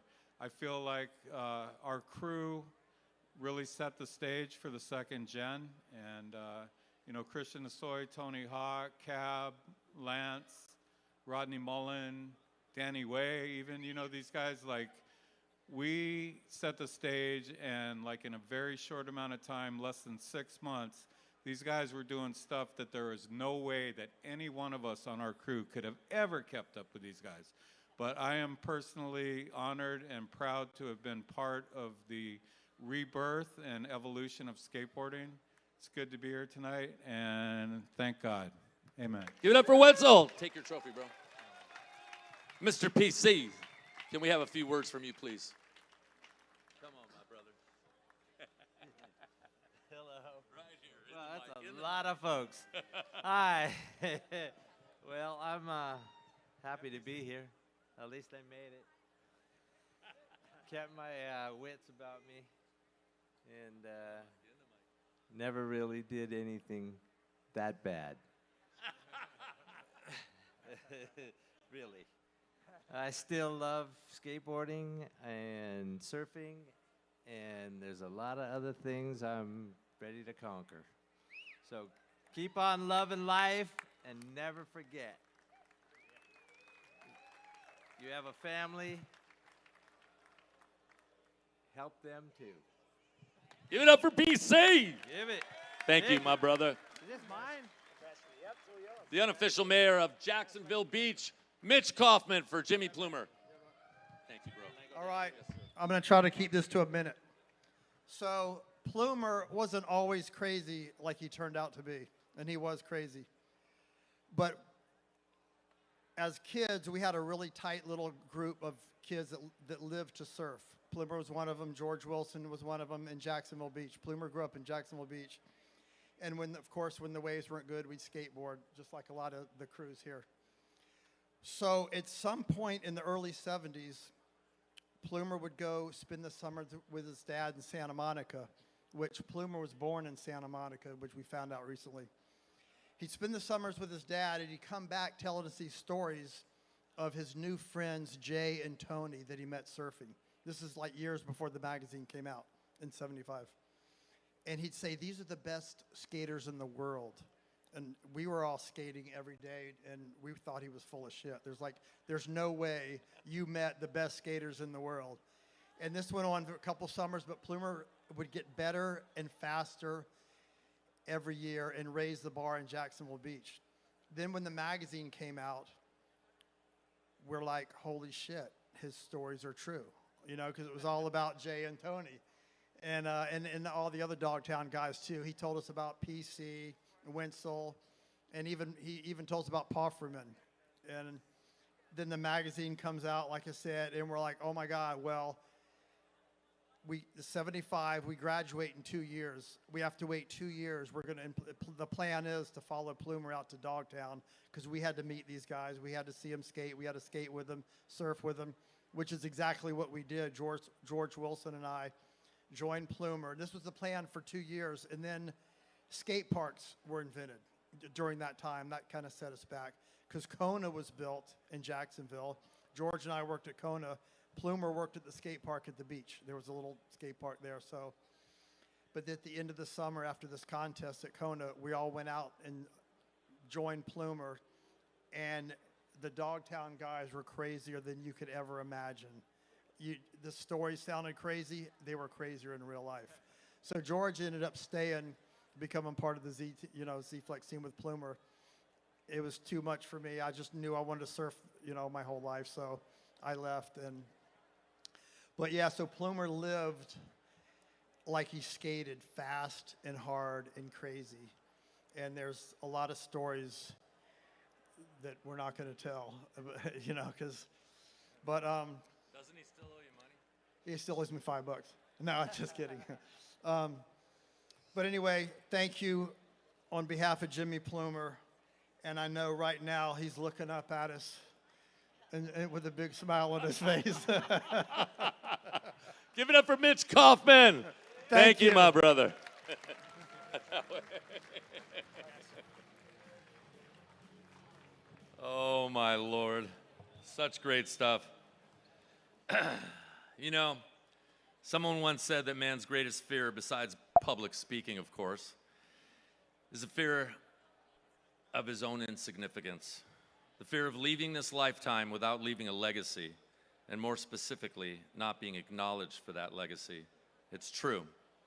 So with that, I think it's important for us to take the time this evening to acknowledge our brothers and sisters who are no longer with us in physical form, but know that their accomplishments and legacy will always continue to live on in our hearts, in our minds, and in our souls.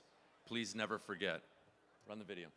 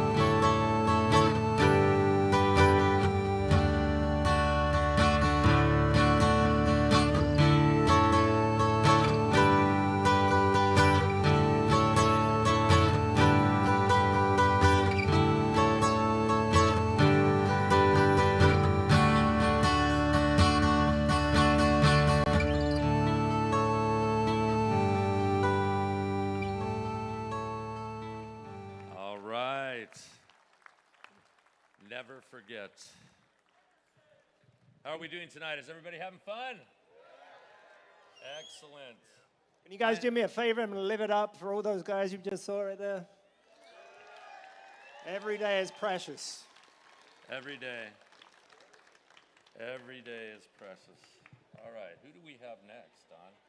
We have 80s, right? Oh, you dropped your little thing right there. No, you know, Thomas came up here and threw my book on the ground. Yeah, you know, he's getting angry. What's the matter with him? He's getting angry. I don't know what Thomas. So we've got a good little mix right now. So look, we've got Anita. Right. Tesson Sohn. Yeah. And? Sasha Clark. Yeah. And? Tom Knox. Yeah. And? Ron Allen. Yes. Oh, yes. Let's play the video. Let's get to this.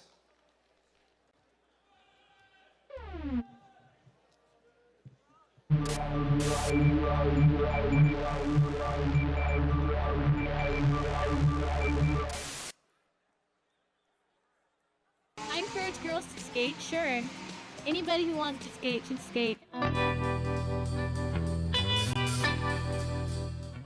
Anita, it was such awesome news to hear that you are being inducted into the Skateboard Hall of Fame because your presence, positive vibes, skills, and contributions were an important reminder that women skaters were out there in the 1980s. Anita Tesson was one of the first recognized female street skaters, and at a time when there weren't many women skaters at all. I was excited to learn that you started skateboarding as a 15-year-old alongside a crew of 10 female skaters in Eugene, Oregon, including Leif Treenan and Saoirse Wallace. I was lucky enough to be one of Anita's besties. growing up. She was always super athletic and progressive and was doing kickflips and ho-hos in the 80s. Pal Peralta stepped up as a sponsor, and their game-changing video, Public Domain in 1988, your part showcased the true spirit of skateboarding and a message that everyone should be encouraged to skate.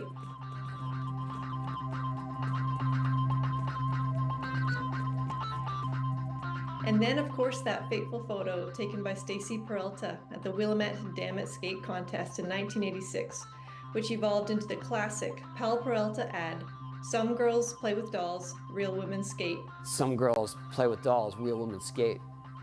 That was a bold stance and bold imagery, and it meant a lot. You know, it might have been a small population, but it definitely inspired a new generation of women to start skating.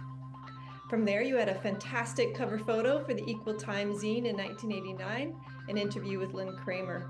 And I'm grateful that you mentioned how you didn't mind competing with the guys at castle contests, but a girls' division is a little more fun. And I'm so happy for you, Anita. You deserve this. Congratulations. I skate with all guys too, so I'm sure, because there's really not enough girls that skate to just have an all-girls contest. And even if there are, and like a lot of girls that skate, and half of them don't even enter a contest because they're not like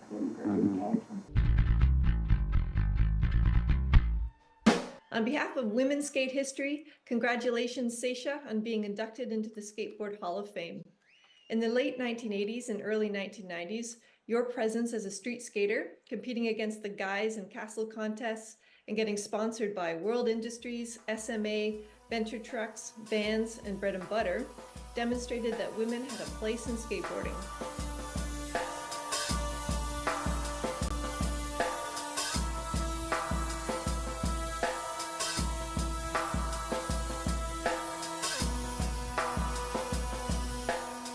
Sasha Clark was a local girl who grew up skating here in Huntington Beach with us. She was around all the time at all the different sessions, all the different like local AM contests.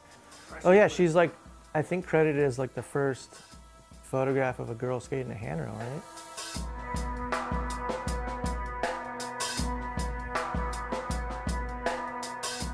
right? A female skateboarder, street skater, in her time frame, all odds were against you, and she kept doing it.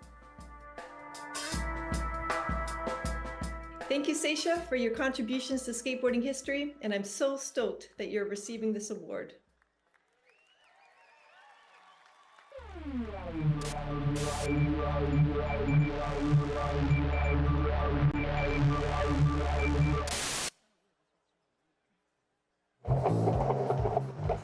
Hi, my name's Knox.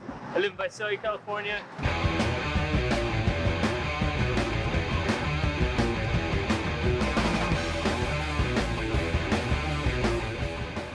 Like for me, Tom Knox has been one of the most influential people in my life skateboarding. Bringing like vert, mini ramp tricks to curbs and wall rides, even flat ground, it's just like he was unstoppable. Like when I first saw him skate, like I was just like, oh, I wish I could skate like that. So he really inspired me to be a better skateboarder.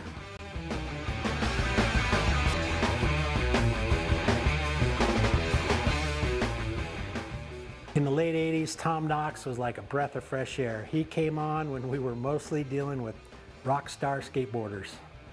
Tom was a skater's skater. He was straight edge, super positive. All he wanted to do was punish curbs.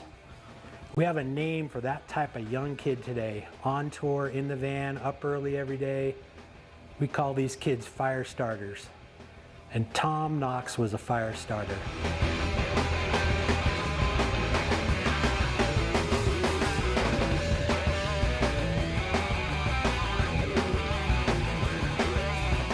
Congratulations, Tom.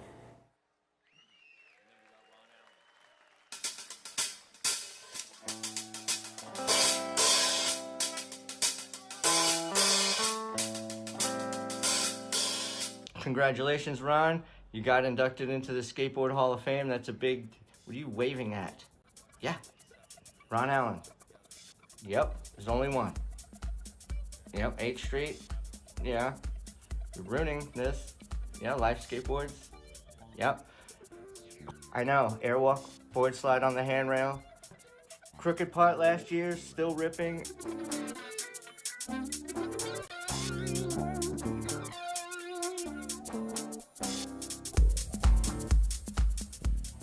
Ron, congratulations, and can't wait to see you back on the streets, and have a great night. You ruined the whole... Ron Allen, to me, he's one of the godfathers of modern street skating.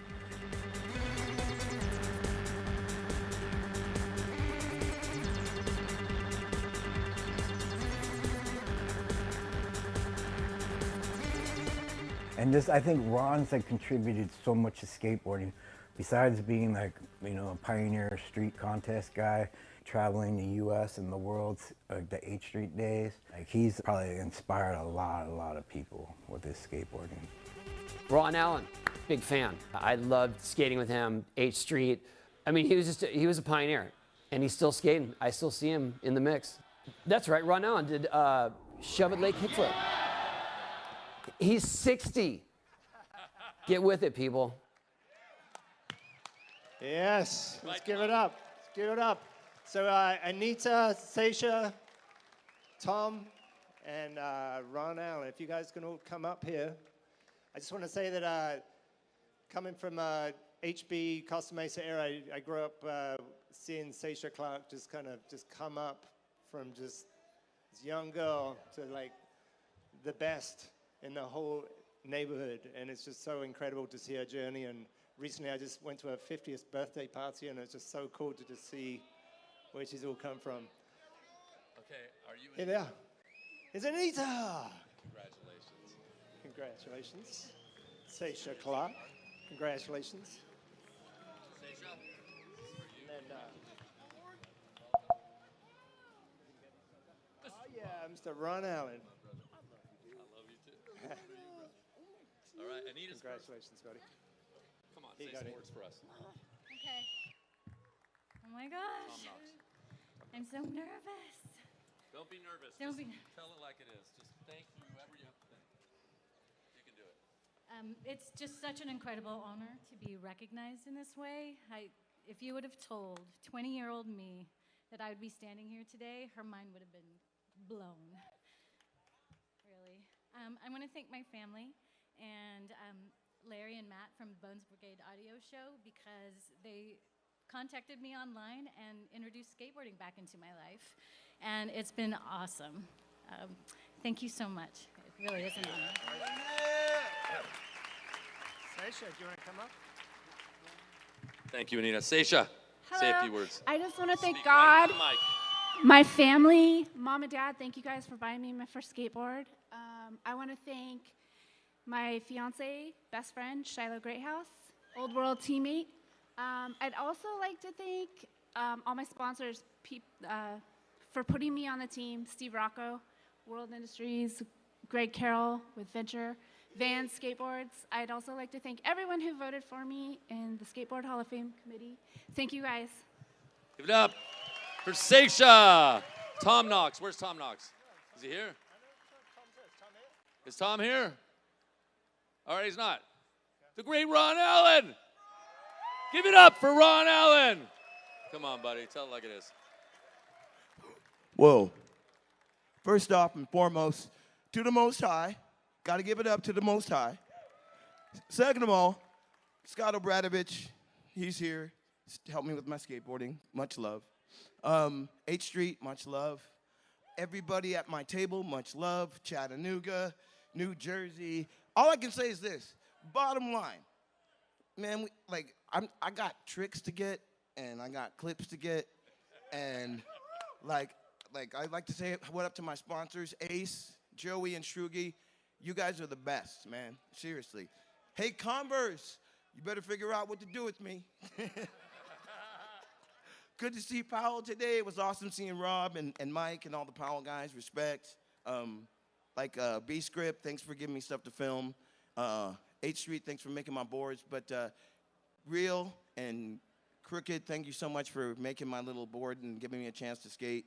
But I'm not really finished, so I'm not really sure this is for me in a sense, because I still got clips to get and there's still videos coming, and you know, we full revs out here in this point. Like, we ain't really stopping. Like, you know, we ain't really stopping until it's over. So everybody on the count of 3, say, it ain't over. 1, 2, 3, it ain't over. That's what I'm saying. Full revs. Give it up for Ron Allen. Tom Taylor, rest in peace. He will rest when he's dead. That's right. Love you, buddy. Thank you. Thank you. Take care, all right?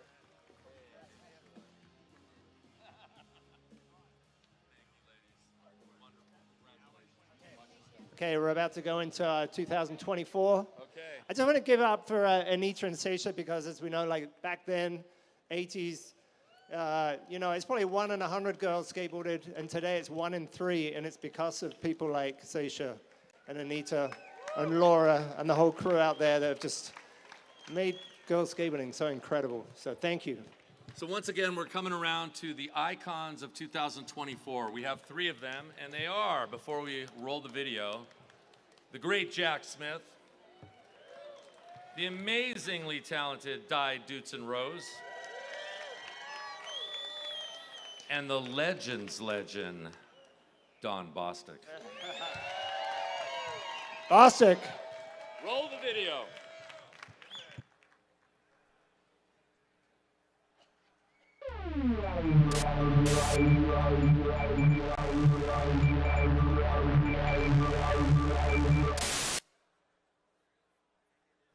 A historian, an archivist, and a practitioner since the 1960s, Dotson Rose knows skateboarding on an intimate level.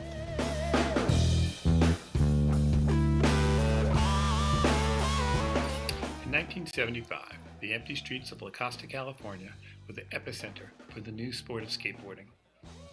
Every day, there'd be a ton of people, like Diana Dotson, carving down those streets, and on every Sunday, there was slalom racing. One Sunday, Di showed up with her clipboard and just organized all the racing.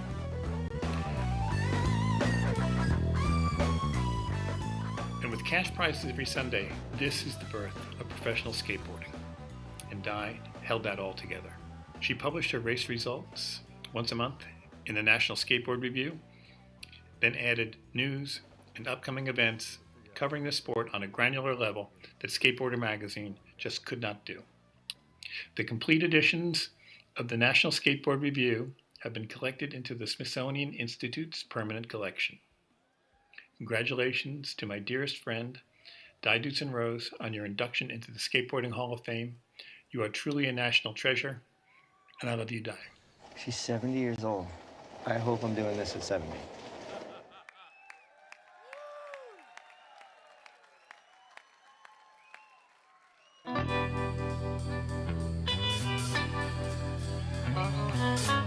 Don Bostick has been a name in Northern California associated with skateboarding from the very beginning. From the early days of Stoker Hill, the Mather Ditch, and the End Bowl, to his skate shops, skateboards, etc., Don has always been there for all of us. We all looked up to Don because of his ability to do all the disciplines: giant slalom, bowl riding, ditch skating. Don did it all.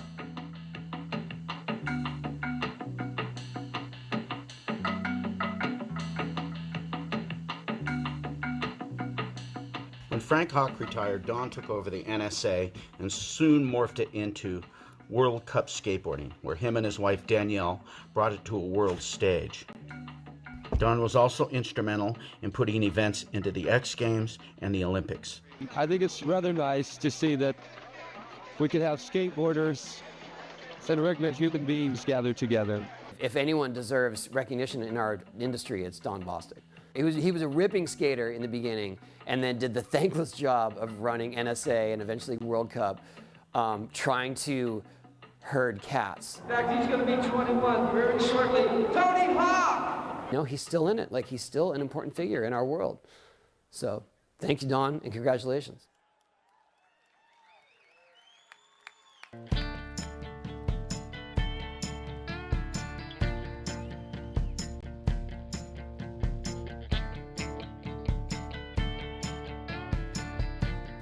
There's no one word I can use to describe Jack Smith.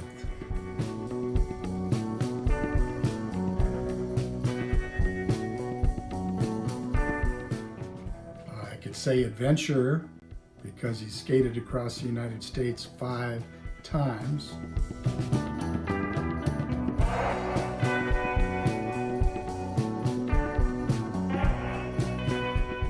I could say adventurer because he had the wherewithal to get inside of a skate car and not only skate down Signal Hill, but also compete at Derby Downs in Akron, Ohio. He slalom raced, giant slalom raced. He promoted skateboard racing.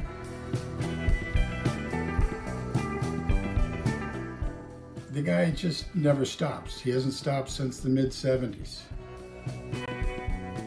As someone who knows what it's like to push across the country firsthand, I have a ton of respect for Jack Smith and everything he's done for long distance pushing. Yeah, I just appreciate everything he's done over the years, and I can't think of another person more deserving to be in the Skateboard Hall of Fame as an icon.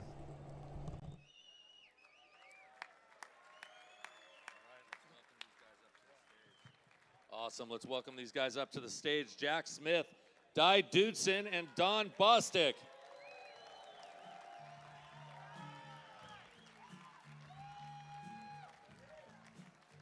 Congratulations, sir. Don, give Jack his trophy. Okay, I'm going to need you to make that really short and sweet. Right here. Right now. It's all you. Right now. Jack Smith, everyone. Short and sweet, baby. Short and sweet. All right, I'm going to read this because I'd probably forget something. So first of all, I'd like to thank Skateboarding Hall of Fame, Todd Huber, Laura Thornhill, and Vans, of course, for making this possible. I need more light, Dave. I got old eyes. I'm honored and humbled by this award. I'm so proud to be here tonight, share this moment with my wife, Kathy, my son, Dylan, and also is here with me tonight, and with my son, Jack, who I know is watching from heaven, along with my parents. When I first started skateboarding in 1974, I could have never imagined there'd be a Skateboarding Hall of Fame, much less being inducted into it. Skateboarding has given me a lot over the last 50 years, far too much to mention in the 3 minutes or so they've allotted us. That's what they say. He didn't get the memo. It's Yeah. fine. They told me 2. They said 1. Hey, I'm old. I can take a long time. The most important thing skateboarding has given me is friends from all over the world. I'm stoked that 4 of my oldest skateboarding friends are here tonight. Paul Dunn, Gary Flewitt, David Baker, and Bo Brown. Thanks for a half-century of fun, my friends. And to close, I'd like to share a passage on friendship from a book I read a number of years ago. Friendship is the only thing that is eternal. Buildings rise and fall. Public men and women come in and out of fame's glare. The years arrive and then silently drift away. But this thing that costs nothing, this thing beyond priceless, never ends. Cherish your friends, my friends. Give it up for Jack Smith, my people. Thank you, Jack.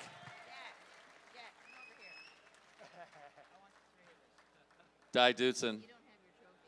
We're going to take photos after the event, people. Come on. Let's go. Hey, buddy. We got to go. Come on. I love you. And I want you to say it. I want to thank you, Todd Huber, for including me in your Hall of Fame, because it gives me a chance to say from my slalom family to your skate family, try slalom. It really is fun. A lot of people like it. I have felt the love and respect of the La Costa boys and the women of La Costa for 50 years. Yes. That love and respect has spread through the country to Europe and most recently to Puerto Rico. Today I'm president of La Costa Racing Team, a nonprofit whose mission statement is to promote healthy lifestyle for youth through skateboarding. We host slalom races and offer service opportunities for all ages. Today I'm happy to help with race productions. It's really important to me that my slalom and downhill racers get the reliable and trustworthy races they deserve. I write the monthly La Costa Racing newsletter, and I write for Free Ride Flyer magazine. Some people are missing from this Hall of Fame, and I know their time is coming. But tonight I want you to remember Mike Williams, slalom champion from the 70s, designer of the Gullwing truck, which is still in production today, and Bobby Turner, who made that foam core board that blew the slalom world away, and Richie Carrasco, 360 champion, freestyle champion, slalom champion, still racing today. He and his Carrasco brothers traveled the world. When his time comes, it'll be a hell of a party. I want to thank my parents for never saying don't. I want to thank my brother Craig Dotson and our childhood friend Dave Dominy for letting me tag along when we'd skate Black Hill after work. And Warren Bolster for helping me with the National Skateboard Review. And John O'Malley and his skate park instructors for paying the bills when the companies couldn't pay for their ads. And Henry Hester, Bob Skolberg, Tommy Ryan for helping me with my slalom. And Victor Earhart, who showed me that downhill is more than just what you do after the last cone. And Johnny Miller and Max Capps for helping me transition to luge when I could no longer do stand-up. I want to thank my family and friends for traveling from far, Costa Rica, San Francisco, New York, to help me feel this honor and my gratitude. Thank you for everything. Give it up for Di Dotson. Thank you, sweetheart. I love you. Thank you, Dave. Without further ado, the man, the myth, the legend, Mr. Don Bostick.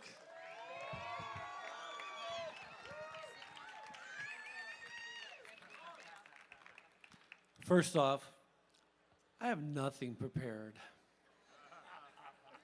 You know, I sit out there and I listen to everybody speak, and the first thing I thought about, I really love what Skip said, and I thought to myself, when I get up there, I'm just going to say, people, everything that Skip said earlier, I'm saying it now because it meant so much, because there's so many people to thank, and the fact that Skipper and I want to say, or the elder crew here, that being what I call a first-generation skateboarder, going back to, I started skating in 1962, and I have to say, Jim Fitzpatrick, he mentioned 58 tonight. I'm a little bit pissed about that. And it's an honor to be up here, and the fact that to be, I've spoken from this pulpit at different times over the years. Jim and I actually hosted the very first Hall of Fame at the Vans Park with Mr. Steve Van Doren. And I remember that night so vividly. And I will say, I actually tried to spend a lot of that night trying to have Jim talk less. And I witnessed it again tonight. And I love Hackett because I'm glad you said something about that. But I love Jim, but, you know, the memories come back. But, you know, there's so much to thank everybody out there. The fact that I, as a guy that started way back when, and I actually started a skateboard shop because I was a professional musician, and I had to find a way to have another job in life, to get off the road and settle down. So I started Skateboards, Etc. in 1976. In Sacramento, which led me into this story, which right now, thanks to James Swaggart over here, one of my guys, the N-Men, the Untold Story, which you can find on Apple TV, Prime. If you haven't seen it, please check it out. You'll learn a lot more about my history and the history, because I really feel I'm up here representing Northern California. Not just the N-Men, but I mean all of Northern California. For me, I was here a couple years ago, and the Lotta Flex team was here from Northern California. We have this really kind of identifying thing, and it comes out in the movie. NorCal, SoCal, Jack Smith, Central Cal, you know. We've got these identifying things. But the really cool thing about the N-Men movie is that in skateboarding, everybody out there has a story. The Z-Boys was a story. The N-Men is a story. I love to hear more stories because every region across the country has their story. So the people I really want to thank is that I'm up here. I owned a skate shop. I ran skate shops later. I got to work with two people I felt that have been ignored for a while. And I love hearing Tony Hawk talk about me tonight. I'd like to talk about Tony's dad and mom, Frank and Nancy. Frank and Nancy Hawk started the NSA. I became part of that. My wife Danielle and I went to Hawaii for the first event, a mini ramp event where Gons did the Gons Gap. Huge things happened there, but I just want to say props out to Tony's dad, Frank and Nancy. I feel they don't get enough recognition, so I just want to say that. Beyond that, World Cup skateboarding, I am so blessed to have traveled the world, I mean the world, and I have to say props out to my main man, Dave Duncan. He will be up here shortly. He deserves it. Dave Duncan, he has to be in Virginia Beach tomorrow morning on the mic. He's taken off on an airplane. I'm not sure when, but he's at our Jackalope event. World Cup skateboarding is alive and well. And Dave Duncan's out there representing, still doing it. And at my table, I have people like, I have to say props out to Steve O'Brockway. I've known since he was 15. Watch the end of the movie, you'll find out more. I'm going to try to skip on this. And foremost, Steve Schruge, another one of my World Cup people from Ace Trucks, doing it out there. And also Mike Taylor from Pal Skateboards is out there at my table. My neighbor in Palm Desert is Robin Logan. She's at my table. Okay, I'm going to repeat it up. But I have to mention the other people at my table. Lee Danzing, legend downhiller. I also feel I'm here as part of racing and downhill, and I feel that more downhillers like some of the current guys here are here tonight from downhill. In USA Skateboarding, I was able to go to the World Skate Championships in Barcelona, and last year they're in Argentina, but all I want to say is I'm blessed. Thank you, thank you, thank you. Everybody, I love going. We are such a family. We are honored and blessed. Thank you. Give it up for Don Bostick. And Di Dotson Rose and Jack Smith, everybody. At this time, I'd also like to tell everybody, remind everybody, you know, behind every great man is a greater woman. So let's give it up for Danielle Bostick. Danielle, will you stand up? Let us all worship you. Because yes, she is a Danielle. huge part of World Cup skateboarding. And I have to say that you guys kept telling me, quit. And my wife has been by my side all these years. I love her so much, and she has been the biggest part of World Cup skateboarding and continues on. Thank you, babe. Yes. Thank you. Give it up. Thank you, Danielle. Thank you, Don. Okay, moving along. What we got? We're gonna 70s era 70s-01. We're talking Doug Schneider, Chris Chaput. Let's roll the video.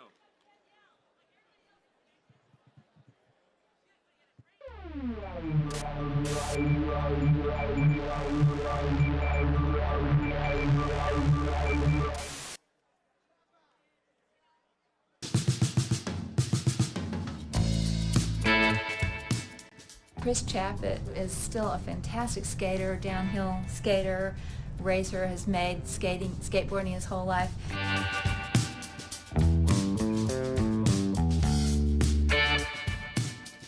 Chris was, a gymnast. I mean, the guy he could have been in the Olympics as a gymnast. He was that good.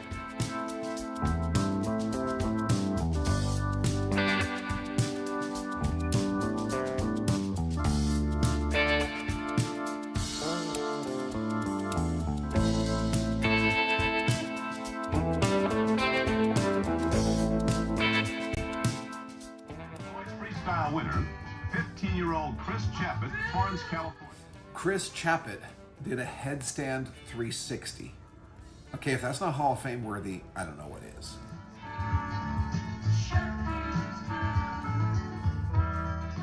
Chris Chaput was a pioneer in the 70s in freestyle skateboarding, coming out with his own products, and later came back to skateboarding in full force with the downhill market, dominating with ABEC 11. He never had stopped doing anything on wheels, you know. Balls to the walls fast. Total inspiration. Great skateboarder, a great innovator in the skateboard market. Welcome to the Hall of Fame, Chris Chaput.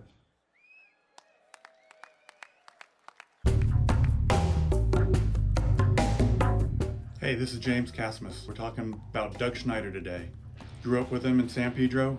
We started skating together, started skating pools and pipes, banks.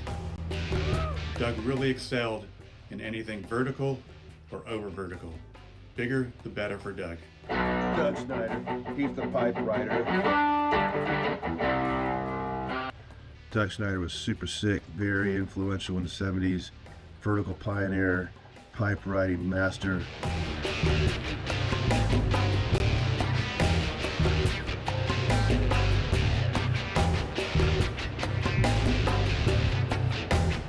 He also did some of the first crazy tricks I saw. He did the first 50-50 on a round lip I ever saw. This is Doug Schneider. Doug is a master of fluid control.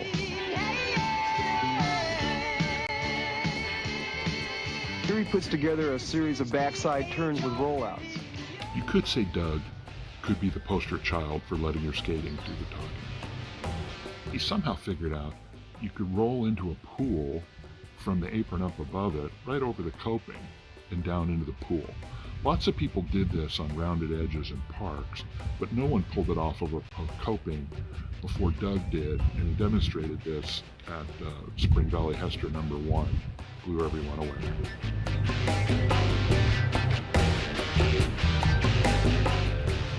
There's always did Blackheart do it first, did Schneider do it first? I mean, they both did it. But personally, I saw Schneider do it before Blackheart. It's been a long time coming. You deserve to be in the Skateboarding Hall of Fame. Congratulations, Doug.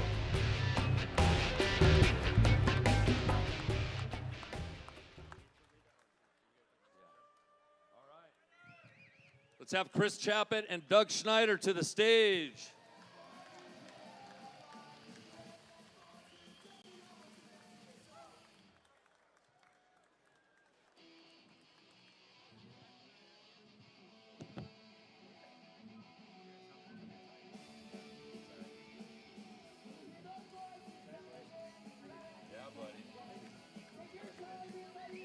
Say a few words. Hey! So good to see you. Hit it, Dad. You go first. Come on. Congratulations to all the inductees tonight. And to the young lady that made the 900. Doing stuff like that, pushing the envelope, is kind of what all this is about. It was awesome. I'd like to thank a few of my friends from San Pedro. A bunch of them are sitting here on my table. They're the first guys that drugged me out to this first concrete-covered ditch. I had no idea you could skate something like that. One of them turned out to be one of the best skate photographers in the world, James Casmus. Through him, I got to meet guys like Kevin Anderson, Greg Ayers, Waldo, O'Mahony. I mean, skating with these guys, it was like amazing. And the guys at Kanoa, Tuzo and Kip, I got to thank them. They gave me an opportunity. The Hoffmans at Upland, they were like a second family to me for a couple of years. And most of all, they tolerated my buddies, which there weren't a lot of people that really, they were a rough bunch. And I want to say thank you to all of them, and thank you to anybody that had anything to do with this happening. Thank you. Give it up for Doug Schneider. Thank you, buddy. Congratulations. Mr. Chris Chaput. Alrighty. Keep it short and sweet, pal. We know you have the gift of gab. Oh, no. No, Not me. Yes. I'm very grateful to be here with my daughter, if you were to ask her. I am not cool. I never have been. I'm just a dad, and the reality is I do suffer from imposter syndrome, and you know, I always wanted to be cool, and in 1974, as a hormonal 13-year-old, and when girls started looking really good, I was desperately seeking a way, you know, in. I was kind of a academically talented bookworm guy, and luckily the Bible, Skateboarding Magazine, came out, and there was a pathway to being somebody, and I'm grateful to have been born in that time and to have people like Hackett and the Z-Boys and Greg Weaver and Laura Thornhill, who went to my high school, and the whole South Bay contingency that is in no short order here tonight and well represented. But it was a good time. Cadillac Wheels came out. I wanted to be a surfer, but my mother would not let me go to the beach without 17 years of junior lifeguard training. So it had to be skateboarding, and thank God it was, because skateboarding has given me so much. You know, in the early days of indulgence and wanting to be famous and to get in the magazines, and it's all about me. What can I get? Can I get some money? Can I get some fame? Can I get some pictures in Skateboarder magazine? It's about, you know, what can I get? And luckily, through skateboarding, I got a chance to grow up and to get back into it.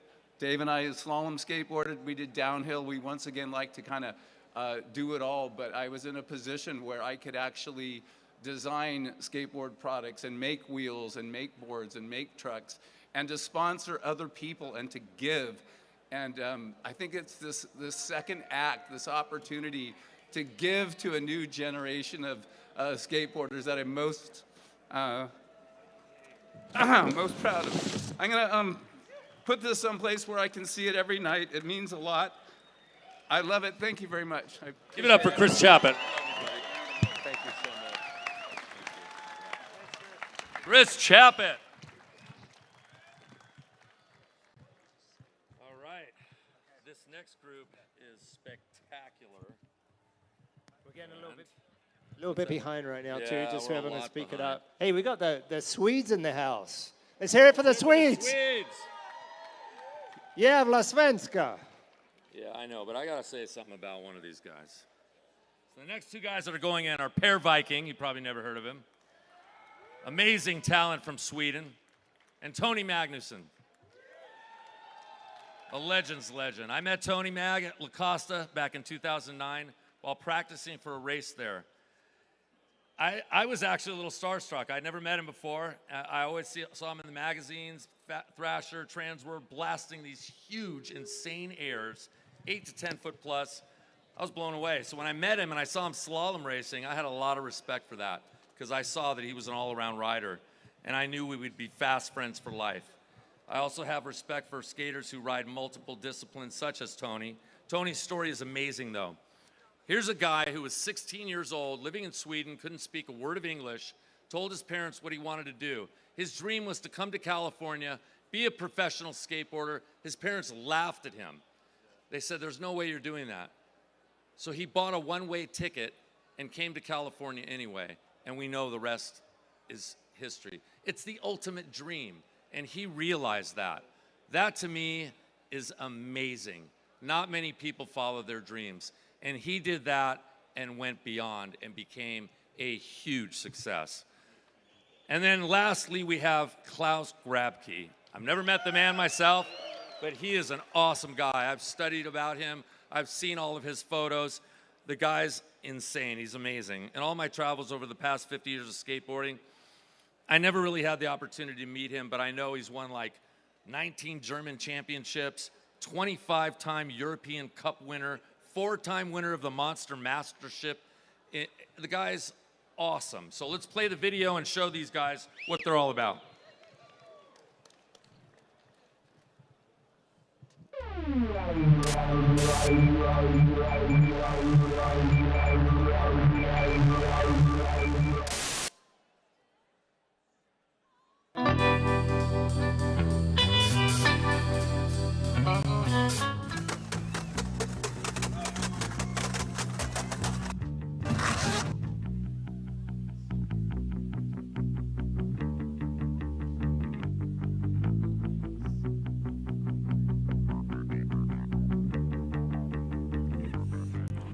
I first met Per Viking in Stockholm, Sweden in 1976, where skateboarding was just exploding.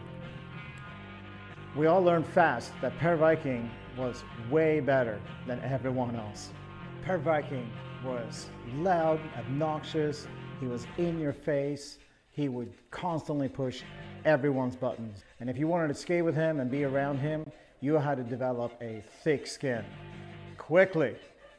Somewhere in 1979, Jim Cassimus came to Sweden and he shot these amazing photos, mostly of Per Viking. Of course, he was totally ripping, especially that day. And he got the cover of Skateboarder magazine as one of the few, or maybe even only, non-American skateboarders to ever get the cover of that legendary magazine. He was my best friend and greatest inspiration.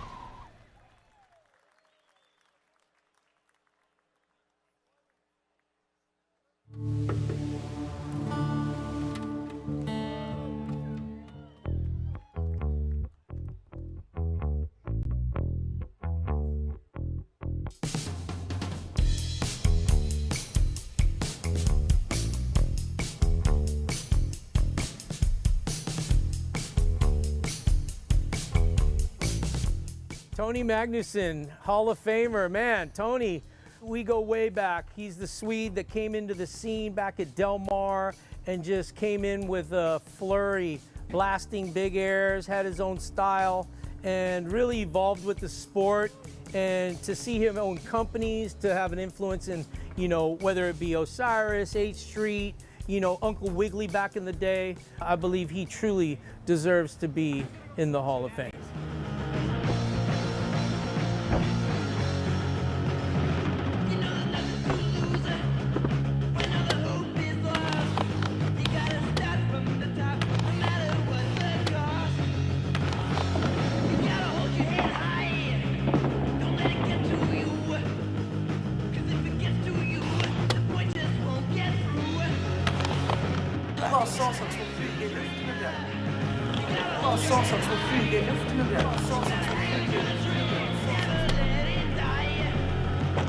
Flying around. It's like you're not skating anymore. Just flying around.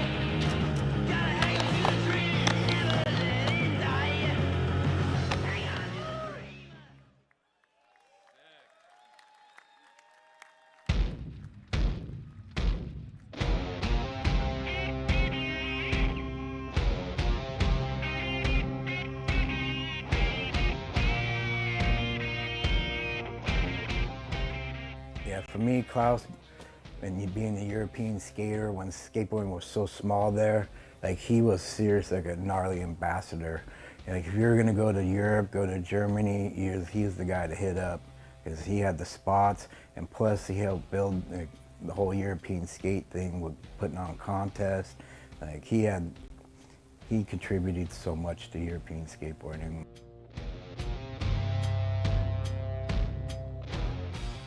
Klaus Grabke was a big personality with a healthy ego, but he pointed all that energy in the right direction. He was a showman, but he was also really good with making the kids feel important. It's no surprise Klaus was one of the first to have an international pro model from a US skateboard company, and that was helping skateboarding get on the true global level that it is today.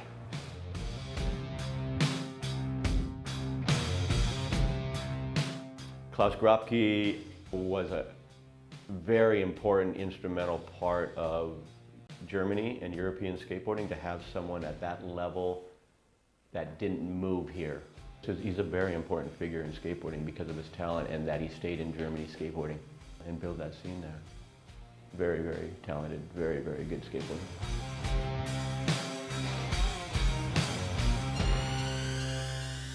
Hey Klaus, welcome to the Skateboarding Hall of Fame. On behalf of myself, your family, and all the people that love you all around the world.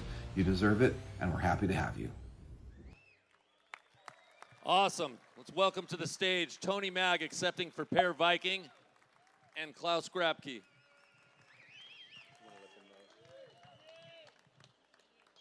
You guys coming on up?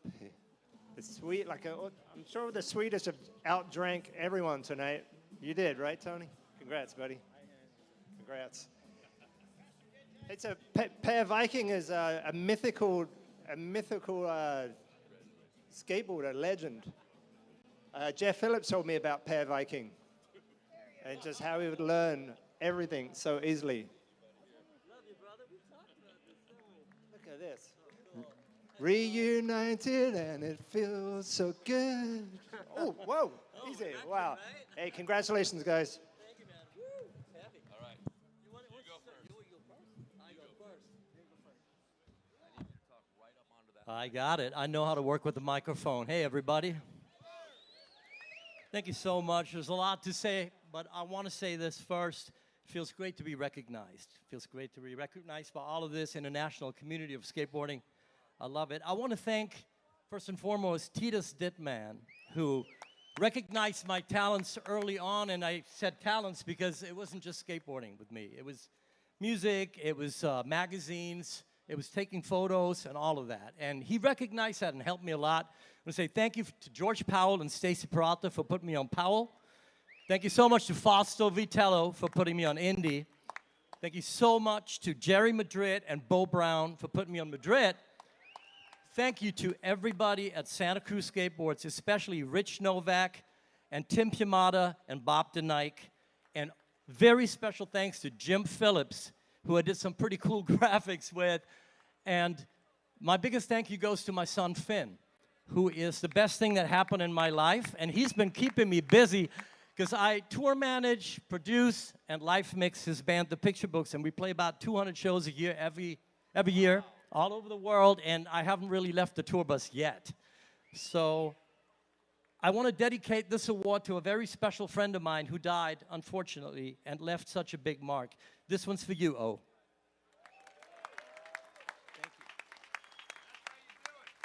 Yes, Klaus. Tony. I'm so thankful to Dave Hackett for saying anything I would have said. Love you, buddy. It's way past my bedtime. I love you all. Thank you. God bless you, Tony Mag. Give it up for Tony and Klaus. Awesome. All right. Next up, we have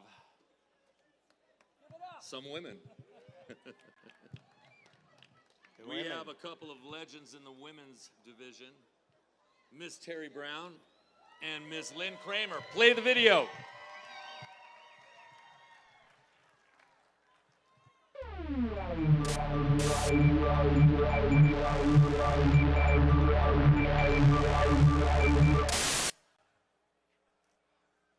And this is Terry Brown, who recently won a slalom championship at Long Beach, California.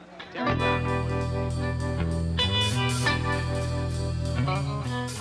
Terry skated for the Santa Cruz skateboard team, and they were all well known for being real tough competitors in both downhill and in slalom.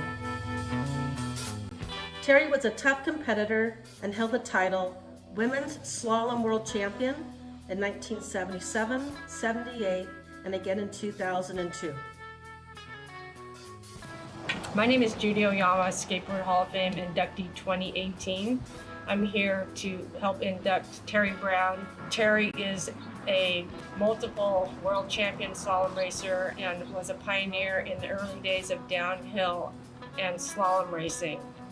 She won multiple races back in the 70s when slalom was in its infancy, and she won the Freeformer in Long Beach, Akron, Ohio, downhill at the Capitola Classic when it was the first time they ever had a women's downhill category.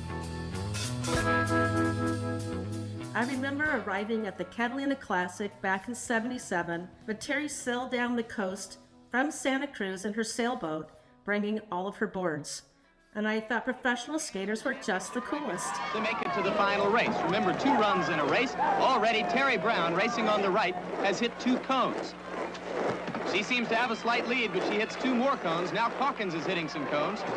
As they get to the bottom, Calkins hits 2 more. They both hit 4 cones, but Terry Brown... I was honored to be able to compete against her and proud to call her a friend. Congratulations, And Terry, welcome to the Skateboarding Hall of Fame. Skateboarding, a fascinating sport, and boy, it just continues to grow. Hi, I'm Richie Carrasco from Skate King Skateboards, and we are super happy and proud of Lynn Kramer making it into the Hall of Fame.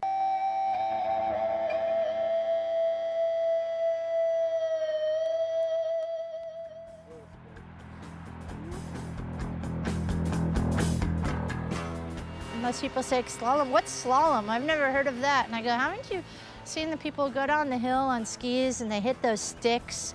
They go back and forth and they go, oh, yeah. Well, we do that with cones. We set cones in the street and we go around them.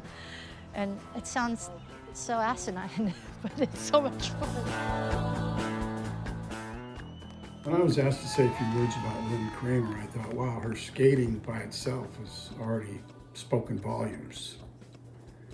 She embodies the motto, I'll race anyone, anywhere, anytime.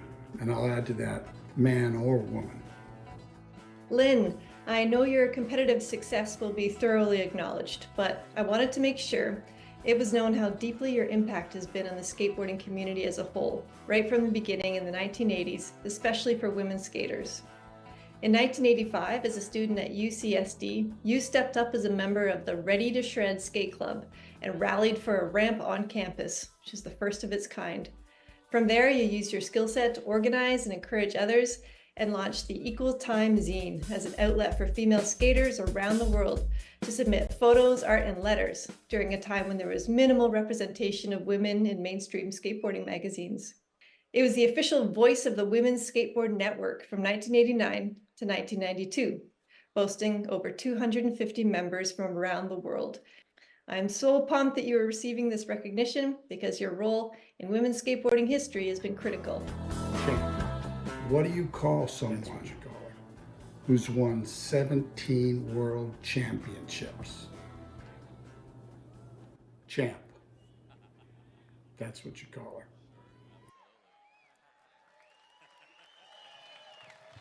Terry Brown, Lynn Kramer, come Hi, on up. everybody. I'm really sorry that I could not be there tonight to accept this Lifetime Achievement Award. This is a huge honor. Congratulations. I would like to extend my gratitude to several people, though. To my husband, Eric, for his unwavering. I am so proud to be here tonight, and I almost wasn't, and I pulled it off. I don't know how. Okay. I wasn't going to miss this for anything. My mom, of all people, know I don't handle can't very well. And I would like to extend my gratitude to several people. To my husband, Eric, for his unwavering support from the first World Series to the 17th World Championship. To Richie Carrasco and Skate Kings for believing in me, training me, and promoting me with my first pro model, and my second and my third. To Tiger Williams for being the glue of the La Costa boys in the early 2000s when I was learning to race. To Henry Hester for taking me my first slalom session and then baiting me in with that championship carrot. To Patrick Lehrman for first calling me coach. To my trainer for Rod Porter for keeping me strong and healthy for 20 years of skateboarding. To Dave Hegstrom for being the first person at my first race to welcome me to the slalom family. To George Medlock for teaching me how to shoot photos and develop black and whites in the bathroom. To Alien Tom for years of skating and great times. To all the La Costa crew sitting at these 4 tables and beyond for the last 20 years of racing. And to anyone in the last 39 years who said, hey Lynn, let's go skate. And to my skateboard, I love skateboarding. Give it up for Lynn Thank Kramer. you so much. Awesome. Miss Terry Brown. Let me hold this for you.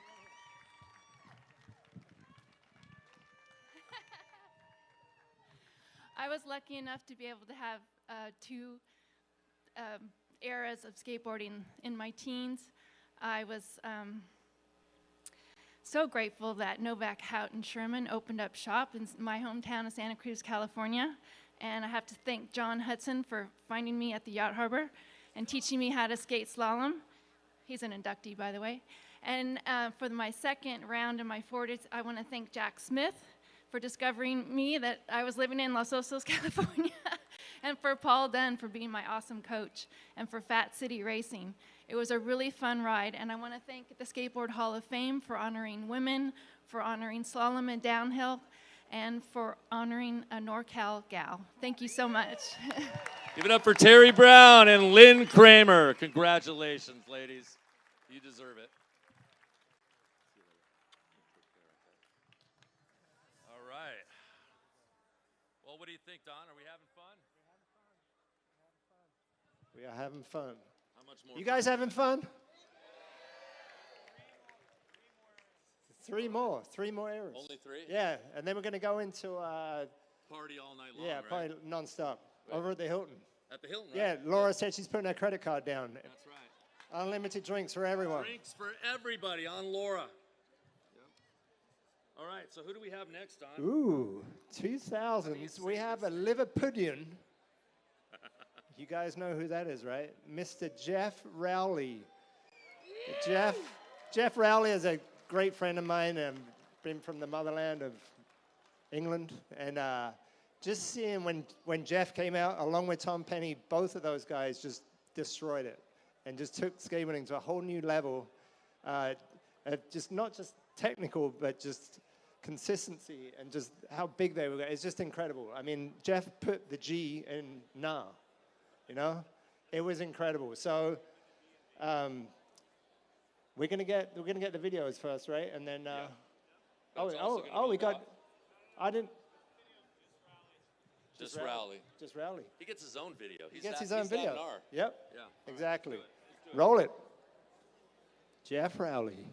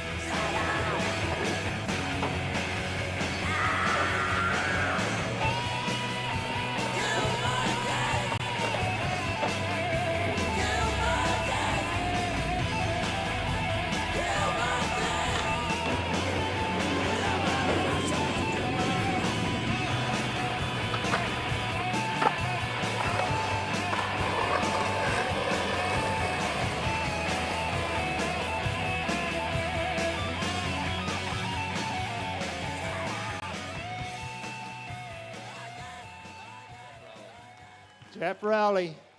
I told you he put the G in gnarly, right?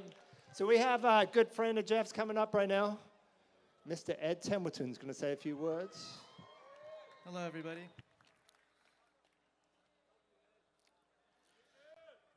He is the one you need, the one that you despise. He is the one that wants to poke you in the eye. He is the flame at night, the fire in the trash. He is Geoff Rowley, and he's here to kick your ass. You might be asking yourself, what's an artsy-fartsy, vegan, soy boy libtard doing up here? Introducing a balls to the wall, Motorhead cranked to 11, gun-toting, bighorn sheep decapitating hunter like Geoff freaking Rowley. I'll tell you why. It's because our friendship transcends those ideologies. Our identities as skateboarders supersede those differences. The road hours we spent together on countless skate missions forged a bond stronger than our divergent evolution as people.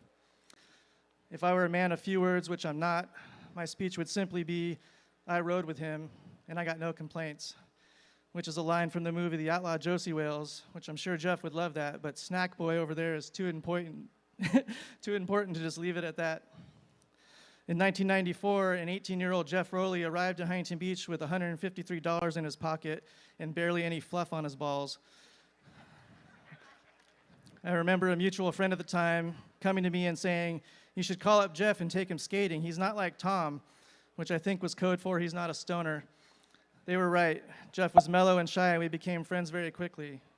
I watched him design his first shoe for Vans on a rickety little desk in his apartment, making drawing after drawing by hand, and any little tweak meant starting a new one from scratch.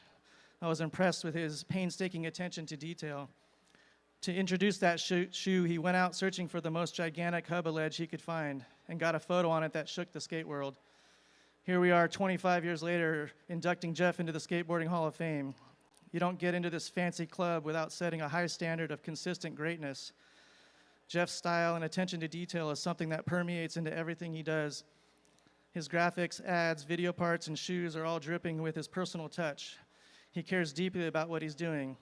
He recognized how incredible it is that we get to create a life doing the very thing we love, and he never took that for granted. Because once you realize how fortunate you are, you hold on to it. You fight with body and soul to keep that dream alive. If I had to describe Geoff in only 3 words, they'd have to be tough as nails. Geoff has launched his carcass at some of the biggest rails, ledges, gaps, and into the roughest and steepest ditches in skateboard history. And more times than can be counted, he's ended up crumpled in a bloody heap on the asphalt, picking bits of gravel out of his face. But each time he picks himself up and marches back up the steps for more with a Liverpudlian stoicism. Scouser. An American citizen since 2014, Geoff is the embodiment of the American dream.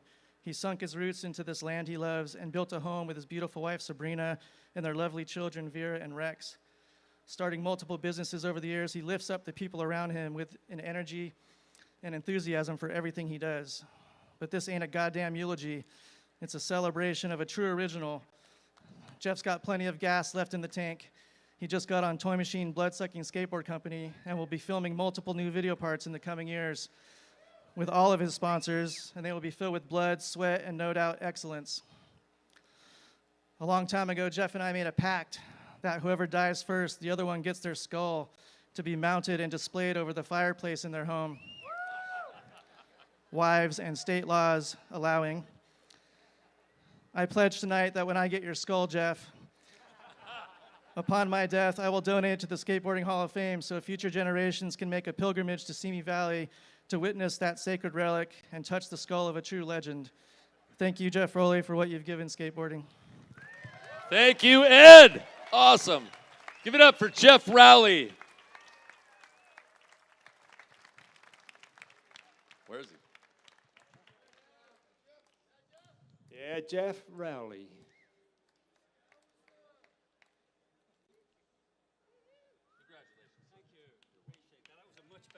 Than I did for you. Why, goodness. How long did that take? Mine's going to be about 4 seconds. Thank you, Ed. I love you. It's really nice of you. Mine's so easy, Don. Do you want to hear it? I'm blind as a bat because I've hit my head one too many times, so bear with me. All right, this one's quite simple. I had no speech for today, but I was walking this morning, and I couldn't get something out of my head. It was bugging the shit out of me. I kept thinking, what the fuck am I going to say tonight? And I kept coming up blank going, you say nothing about yourself. You stand up there, you take it, you listen to Ed, and you leave, and you just carry on getting gnarly. That's what you do. You shut up. But then something stuck in my head. And in classic Liverpudlian form, I have poor education, I stole the following heavy metal words as I felt they best described my innermost feelings. I'm very emotional. You know the rules, you all know the game. You try to do what's right. I swear I can't complain if I die tonight. I don't think it's in the stars for me to go that way. I'll be here for a long, long time. I'm here to stay. I was born to skateboard. It's everything I need. That line was for Jake Phelps. I was born with the hammer down. I was built for speed. Thank you. Honored. Fantastic. Give it up for Geoff Rowley. Thank you, sir. Beautiful words. Beautiful words. Amazing. Amazing. Take that hardware.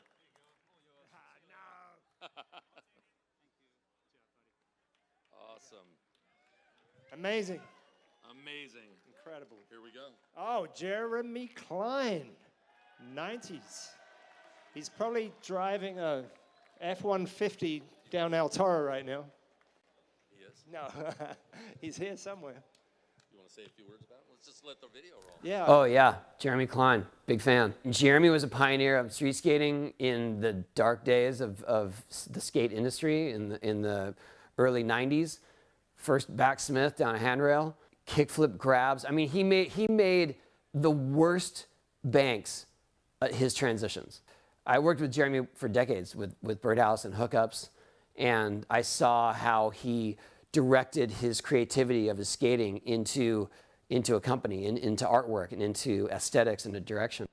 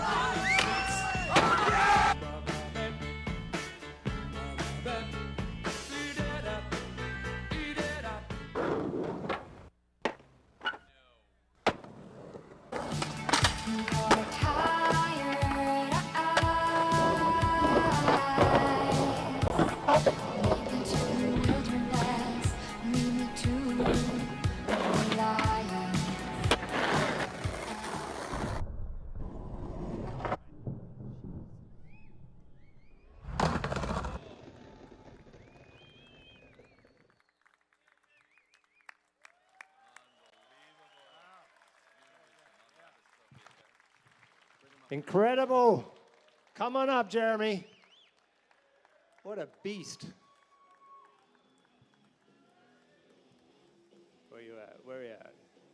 Do you see a Ford van out there anywhere? Rolling downstairs? Jeremy Klein, here he comes, here he comes. Can he walk? Yes. Oh. Hi, Don. Congratulations, sir. Dave Hackett? Yes, sir. I've seen you do the.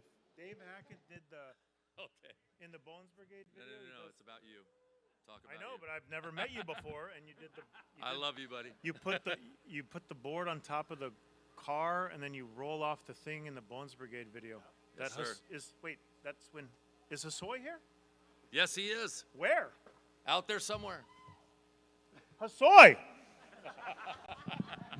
Where's Hosoi? No, we have to keep this right here. But speak into it, right, real close, like that. I just want to thank skateboarding. It brings everybody together that maybe don't have anything in common. Politics, bullshit, all kinds of stuff. But I'm so happy.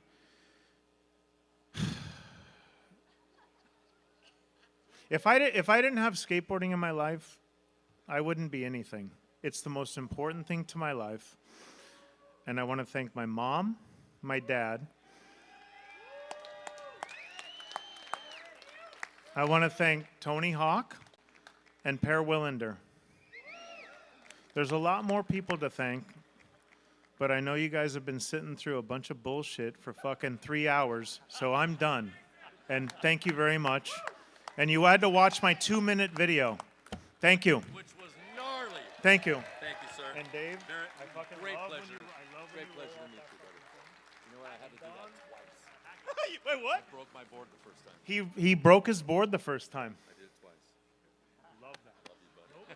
Nobody does that shit. Who's this guy? Give it up for Jeremy Klein. All right, this next group and our final group. Yes, sir. Where's Rick Howard at? He's out. He's out there. Where's Rick Howard? He's over there. Go get him. Go get him.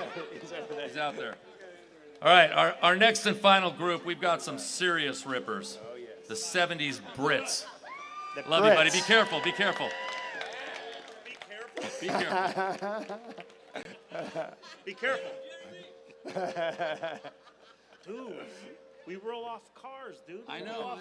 We don't gotta be careful. I want you to be careful. I'm not talking about me. Thank you, Don. Okay, our next group, Thanks, dude. the '70s Brits. Yes. Mad Marc Baker. Marc Baker. What a legend. Mad Marc Baker. He's the from my guys. hometown, by the way, Brighton, England, Pig City. So I got to tell you, I rode for Alva in the '70s. Alva went to Europe, met Mad Marc Baker, and they were like twins that had been separated at birth. I mean, they were gnarly together. They immediately connected and destroyed Europe together. It was incredible. Then they came back to the United States. I got to meet Baker and ride with him all over the place in California. The guy's amazing, very stylish, and incredibly on edge all the time. Then we have Marc Sinclair. Marc Sinclair, yeah. I mean, another legend that I grew up with, just looking in the English mags and just like, wow. The fakie ollie, like the legendary fakie ollie is incredible. I mean, these guys just set the bar for everyone in England, and just, if it wasn't for these guys, I wouldn't be probably in skateboarding now. So. And lastly, ooh, Jeremy Henderson. Yeah. Let's let the video roll. We know Jeremy was born in America, but we're claiming him. He's ours. You are?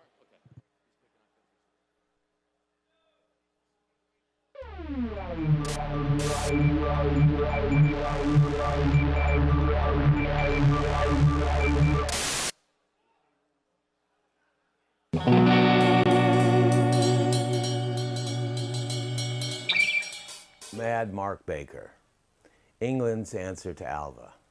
Well, Baker was his own man.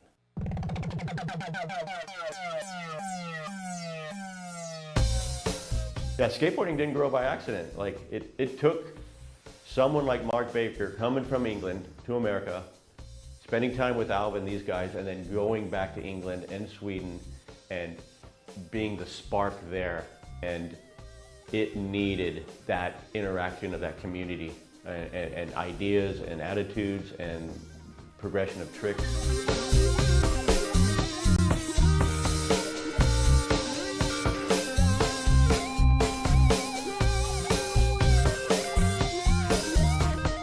I grew up in the same town as Marc, but I was the generation below him, but he was the guy that we all looked up to. He was the guy on the cover of the magazines and throughout all the mags. He was the closest to Tony Alva in the UK that really inspired probably millions around Europe to want to pick up a skateboard and go ride. And without Marc Baker, I don't think England or even Europe would have been on the map as quickly.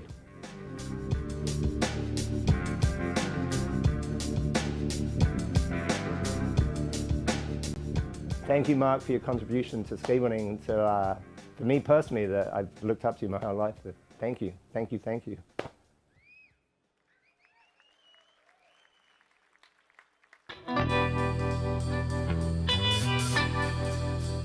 Marc, I am truly honoured on behalf of not only the British skaters, but all the international skaters that were inspired by your 1979 skateboarder interview, along with our Brit, Jeremy Henderson.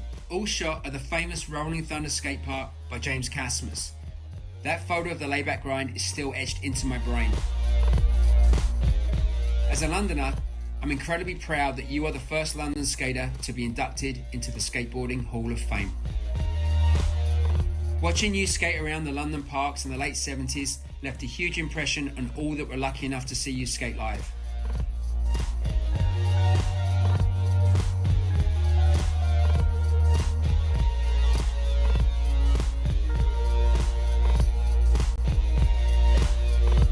Pop quiz. Favorite skate photo of all time and why? Just gonna say Marc Sinclair, Fake Yali, Marina Del Rey, and I don't know exactly why. Something about the fog and the light, the red board, the white helmet. Like you could just tell he bonked that thing. Like it's just glued to his feet. It's bionic. Ugh. Your Benji Board Pro model with a Meanwhile Madness graphic was a classic. Last August, at the opening night of London Calling, the highlight for me was Bod, also from London, give you that special birthday cake. And then everyone sang happy birthday. That was an incredible moment. It was the next generation giving you the respect that you and so many other UK 70s skaters rightly deserve. Congratulations, Marc. We're all proud and excited for you.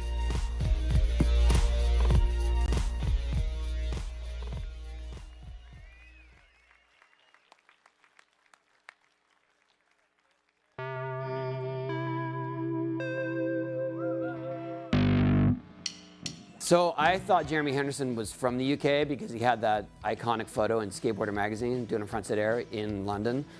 And he's got one knee pad on, blasting on what looks like a perilous half pipe. Man, Jeremy Henderson, wow. OG UK, definitely has some of the most incredible photos.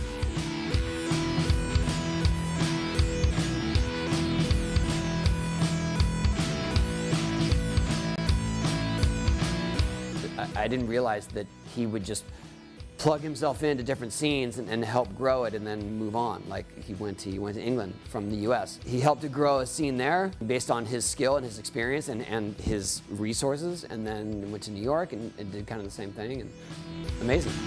I don't know anything about Benji boards. I only know Jeremy Henderson in New York City as a street skating cultural icon, AKA the New York City skateboard godfather and guru that everyone looked up to.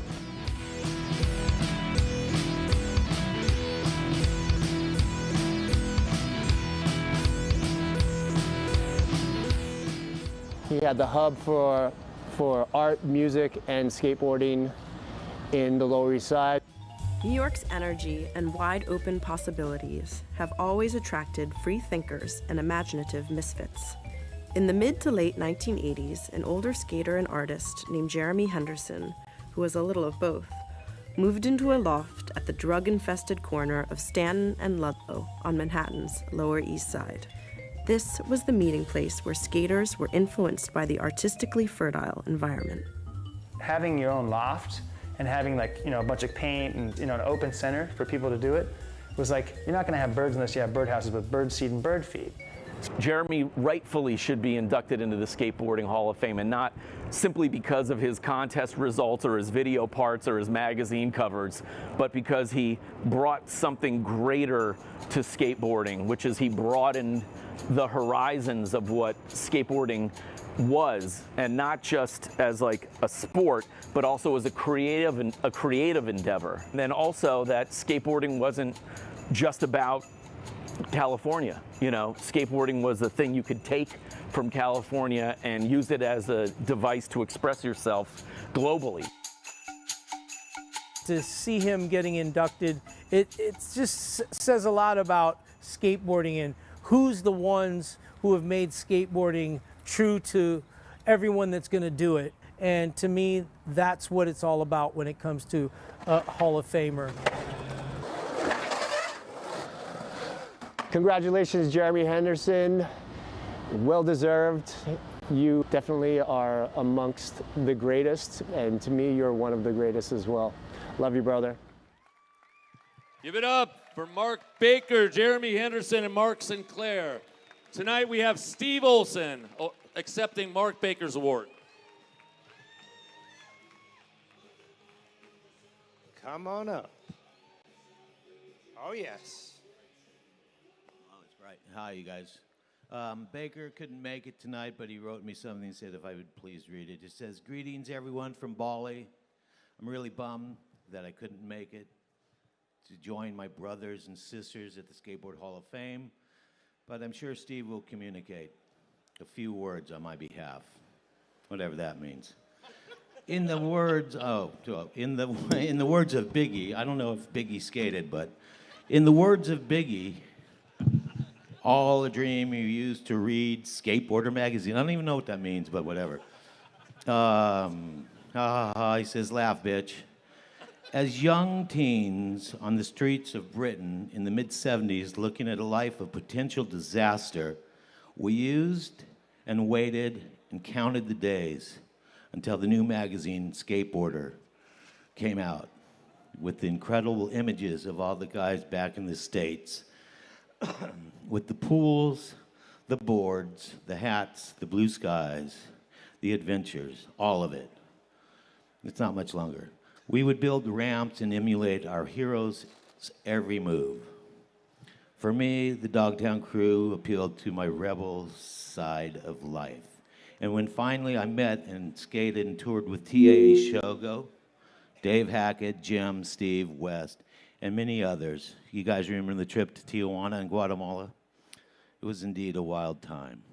A way out and off the streets and a way to channel all of the energy into something positive. So thanks to all of you skaters. I love you. And all you photographers, manufacturers, publishers, for giving us and the world a life, changing skate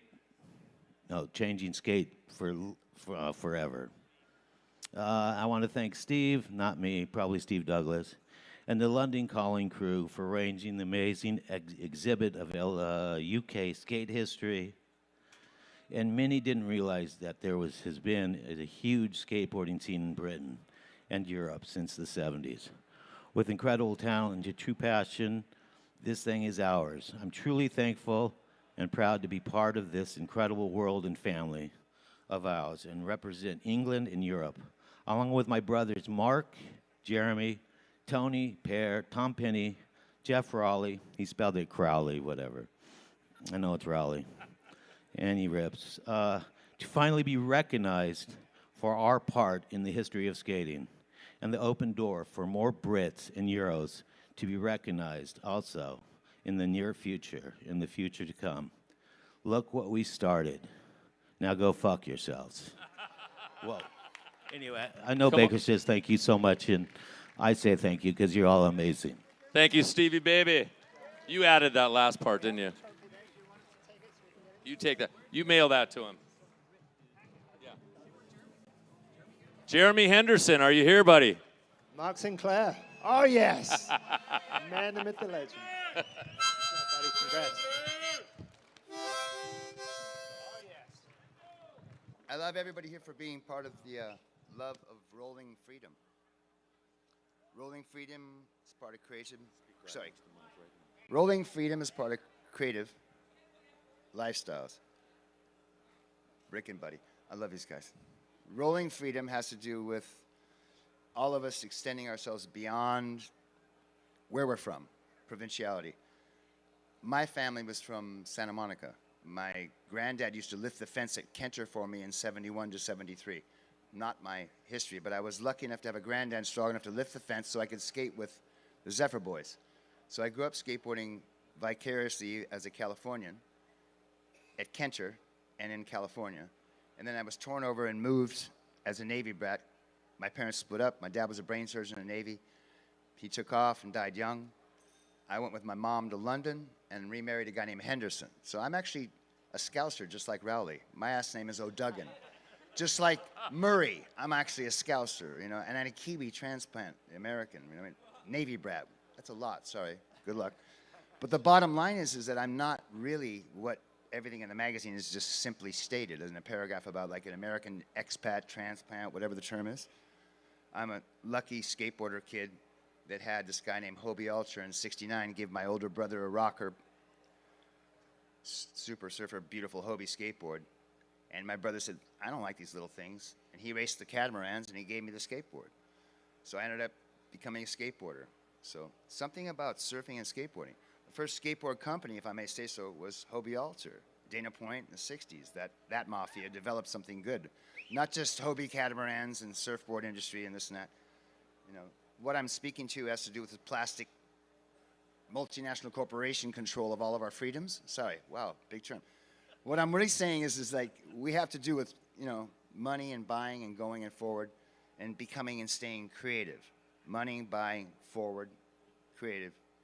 Money, buying, forward, creative, skateboarding, corporations, kids' freedom. Thank you. I love skateboarding, but the stuff that's involving could settle down and we could actually expand like Marc Gonzalez and make it more creatively expansive again.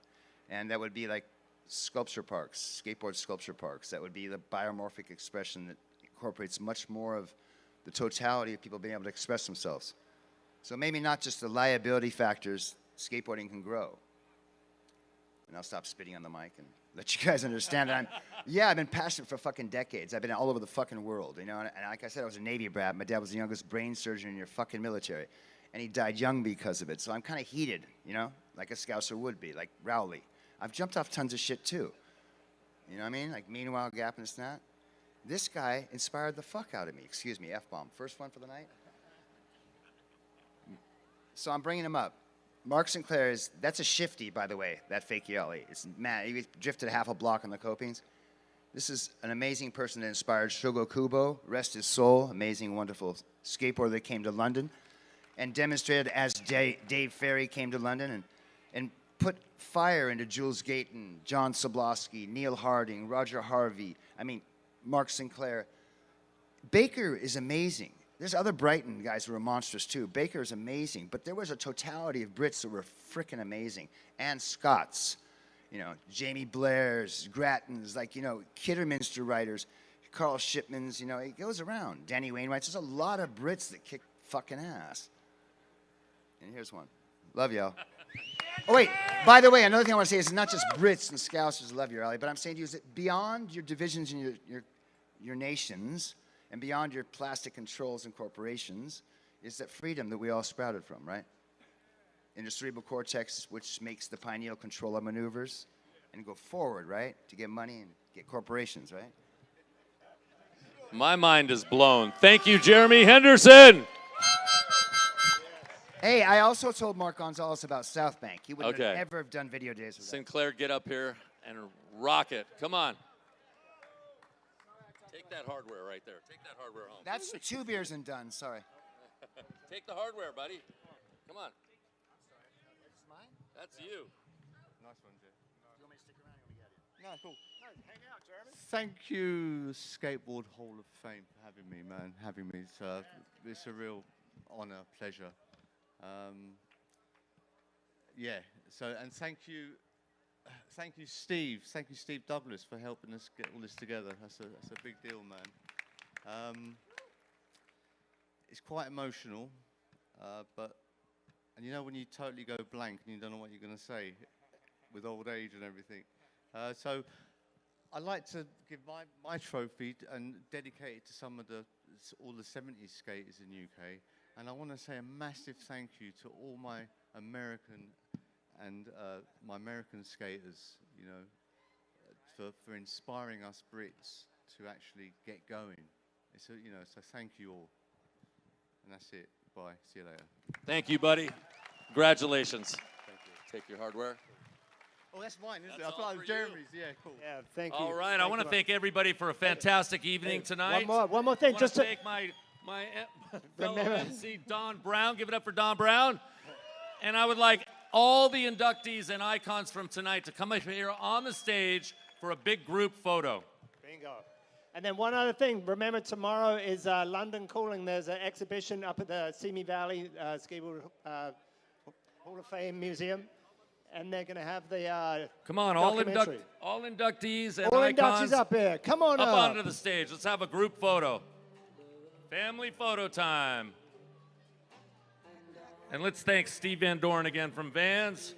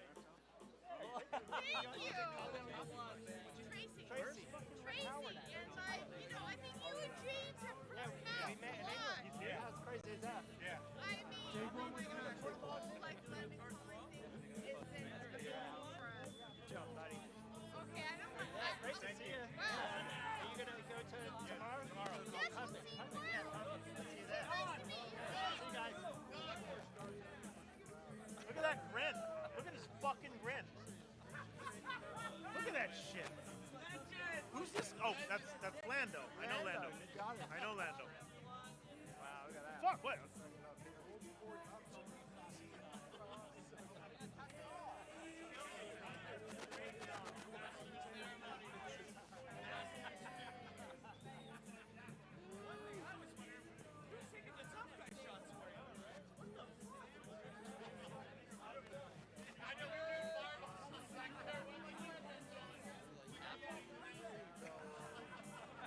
I think a lot of people bailed out.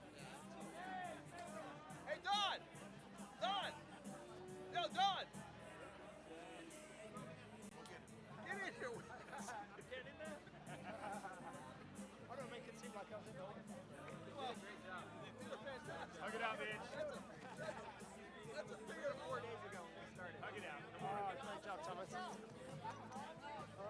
what story I was just telling the story to somebody about the time that you and I were judging that one castle contest. And Michelle's backing over and they're like, yeah! Like, look. We're both laughing. No, they can't. I can't do it. We get canceled. That story.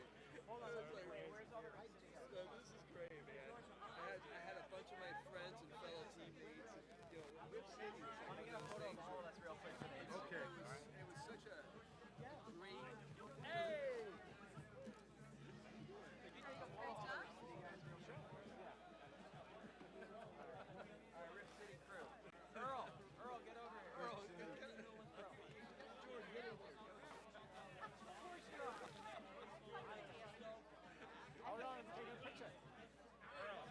Everyone here, right? Hey, I'm gonna go. Bye. We're not the smartest bunch here. Whoa, Earl, why are you falling on me, dude?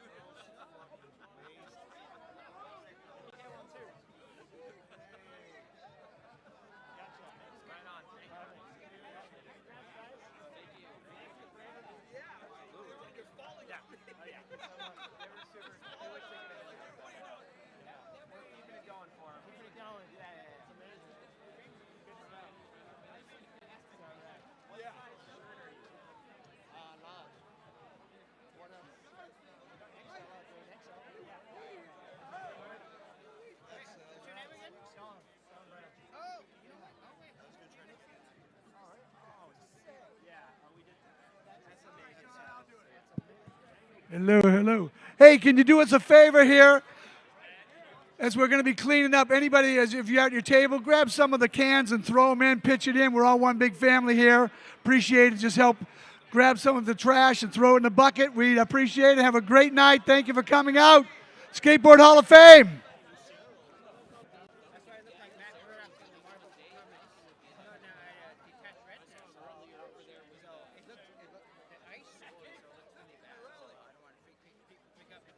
Oh my God! Oh my God! Did you find Converse?